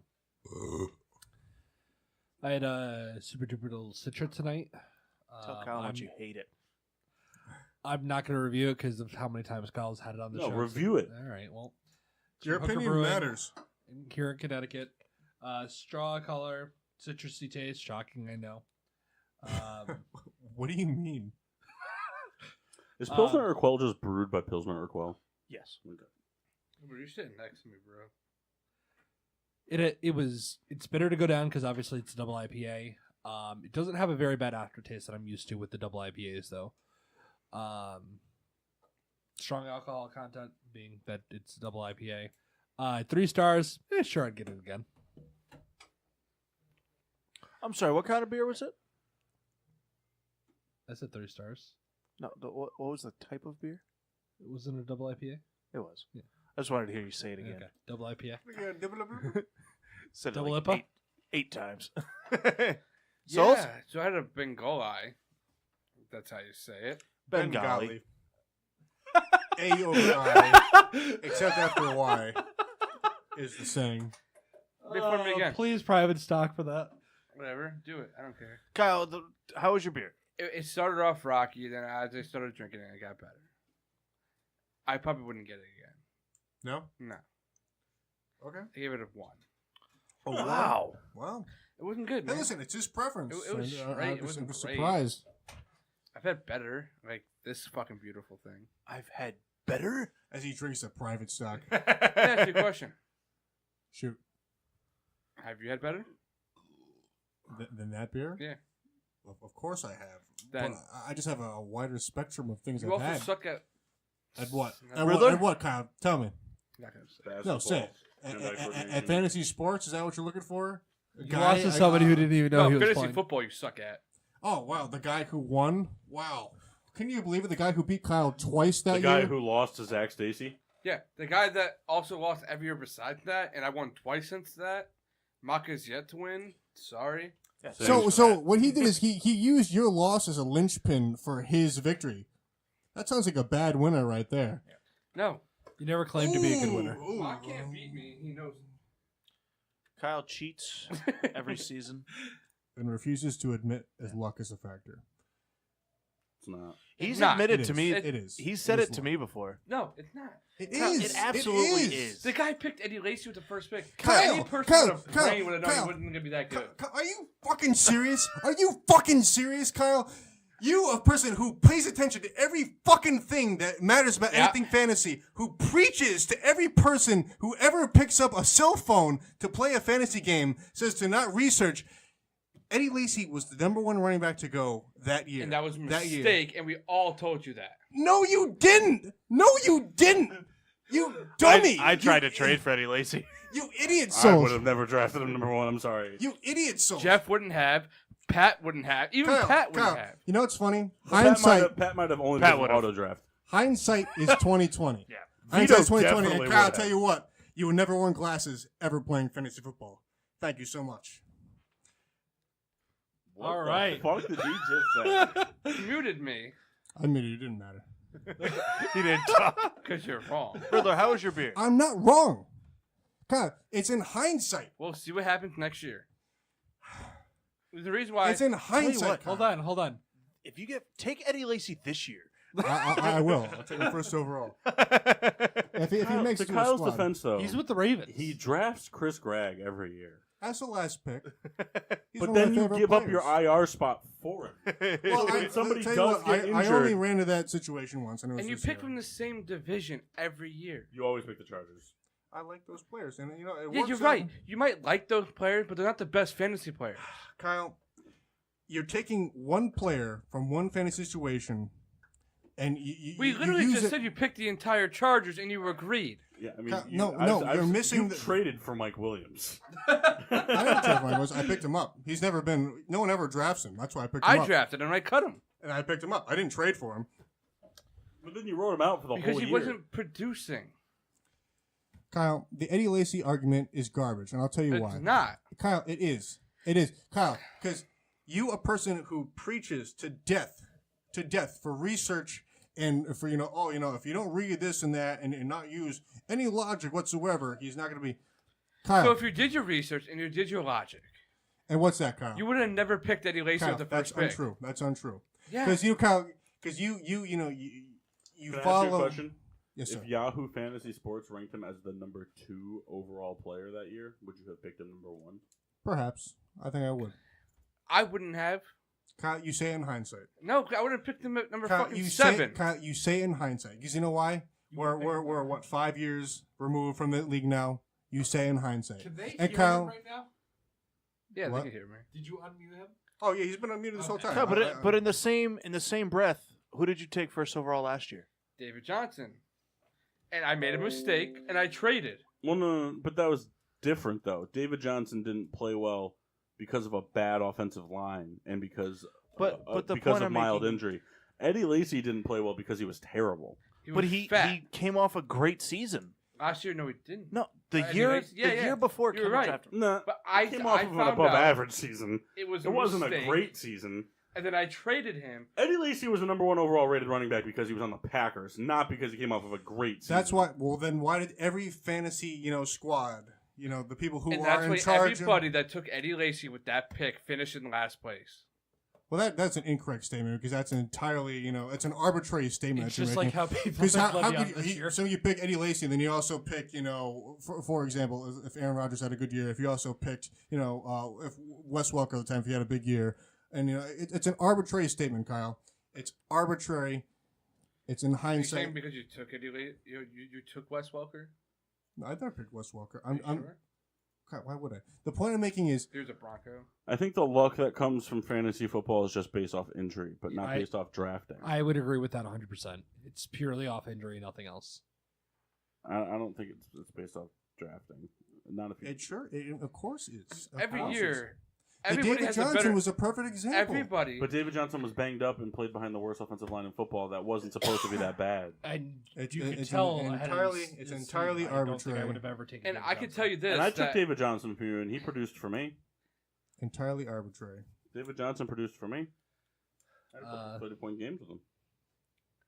I can tell you this: that everybody that I picked and traded for, There was logic behind. yeah, I took David Johnson because we played a PPR league. He wasn't doing good, so I made a trade to pick up Saquon Barkley. That's not what the trade was. Yeah, it was.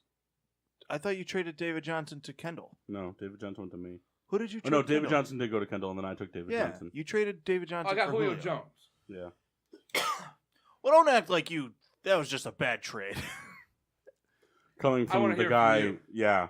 I wanna Coming hear from the you. guy who date raped his Here's the brother. thing. I'm sorry. What Fuck was Kyle what if he was says that trade? anything because he approved both trades before I sent them. What, Didn't hold on. approve it. What, No, he hold didn't on. approve Bullshit. it. They just didn't get vetoed. What No, was this trade? before they were was- sent, Gurley I talked to for- him. What was it, Gurley for what? Sony Michelle and Stephon Diggs. Yeah. Yeah. He approved it. The league improved it.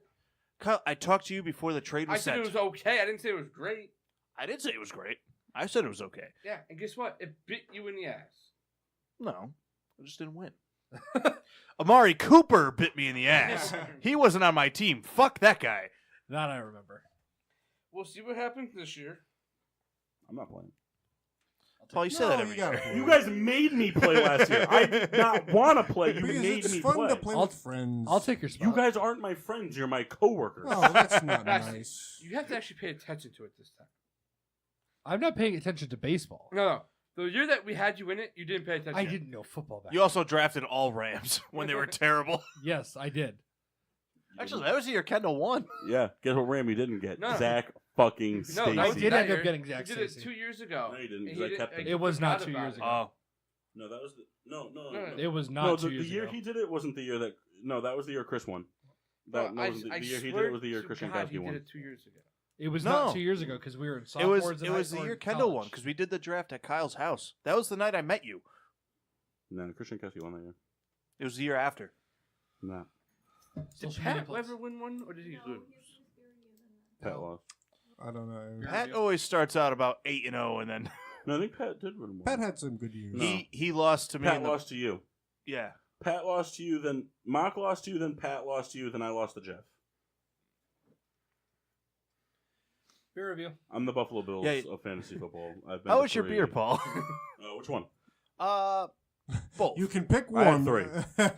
Oh, Both. I want to hear the Pilsner one. All right, so I had the No Brainer, which is an IPA from Victory from Downingtown, Pennsylvania, 6.8%. Straw colored, bread and grainy in aroma, and bread and citrusy in flavor. It was bland, but very serviceable. Could drink about 50 of them. 3.5 stars, so maybe get it again. After that was the Pilsner Urquell from Machine Washable. It cost $3, and in Europe they don't put the ABV on the can. It's on there somewhere because, like, it's usually, but maybe that's because it's a special can. 4.9. I also think they measure it differently over there. 4.9. I don't know how, but yeah. Golden color and straw colored, bread and weedy aromas, bread and grainy flavors. It's pretty much what you expect from a Pilsner in terms of flavor. Heavy on the wheat, very flavorful. It's a filling beer. I gave it 3 stars and said, sure, I'd get it again, but the availability is probably not there. And we'll skip some pages here. You can get it, the American version, which is better. No. Yes, It's terrible here. It's not terrible. It's just terrible compared to this one. It's terrible because it's in the green bottles, and it's skunked. It's and not then good. I finished off with the Open Mic and Oat-Soaked IPA from Funk Brewing in Chicago, Illinois. 5.5%. Straw-colored. A lot of straw-colored beers today. Citrusy and skunky in aroma and citrusy and floral in notes. Very flavorful, mild citrus, mild skunk, very filling. Give it 3.5. Said sure, I'd get it again.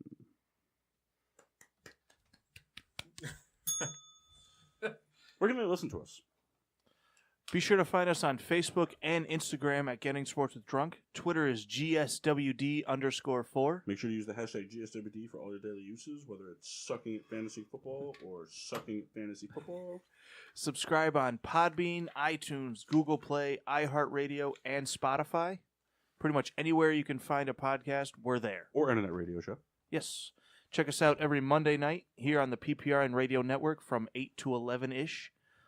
Be sure to check out the Peter Pino Show tomorrow and Wednesday night from 7:30 to 10:30. Kendall and I will be there tomorrow. Check out all the other good stuff. Download the PPRN app. I think, what was it, Kendall? There were 60 away from 1,000 or something like that? They're very close to 1,000. So if you What know if anyone... I uninstall it and re-download it? Not sure if that counts. Okay. What's the shot, though? I'm going to try to wait for that number to creep up, and then once it gets to like the 995 mark, I'm going to download... No, I'm going to download it on my iPad. It's going to be the 1,000th person. Peter has to blow me. There's a prize coming your way if you're the guy. That's not true. No, there is. He's made mention I don't of know it. how he's going to know who's the 1,000th, but there's No, a prize. He can track it by the. You know, he can be like, oh, it's an iPhone 4 Yeah. in New Jersey. He can track it. So Perfect. But yeah, download the app. Check us out. We're on there. I'm going to hit install with my cock. All right. So yeah. Yeah. Well, until next week when we recap the Oh, NFL. what's up, Evan Gladney? Ooh, Ooh, nice. tuning in. Thank you, Evan. Facebook told me it's his birthday. Nice. Happy birthday. We have Might have no, been yesterday. we have no song for you. Souls, you got anything? Happy birthday, Evan. We'll be back next week. We'll do some NFL draft recap as well as some more breakdown of the NBA and NHL playoffs. Yeah. Do your fucking homework, boys. Do it. Do it good. Never. You guys are all fired. So until next week when I do Getting Sports with Drunk solo, I'm your hostess, Cupcake the Riddler. I'm Mark. Sheen Washable. Nah. I'm Bow Souls. The Mass Chris Massey. And I'm the Red Baron.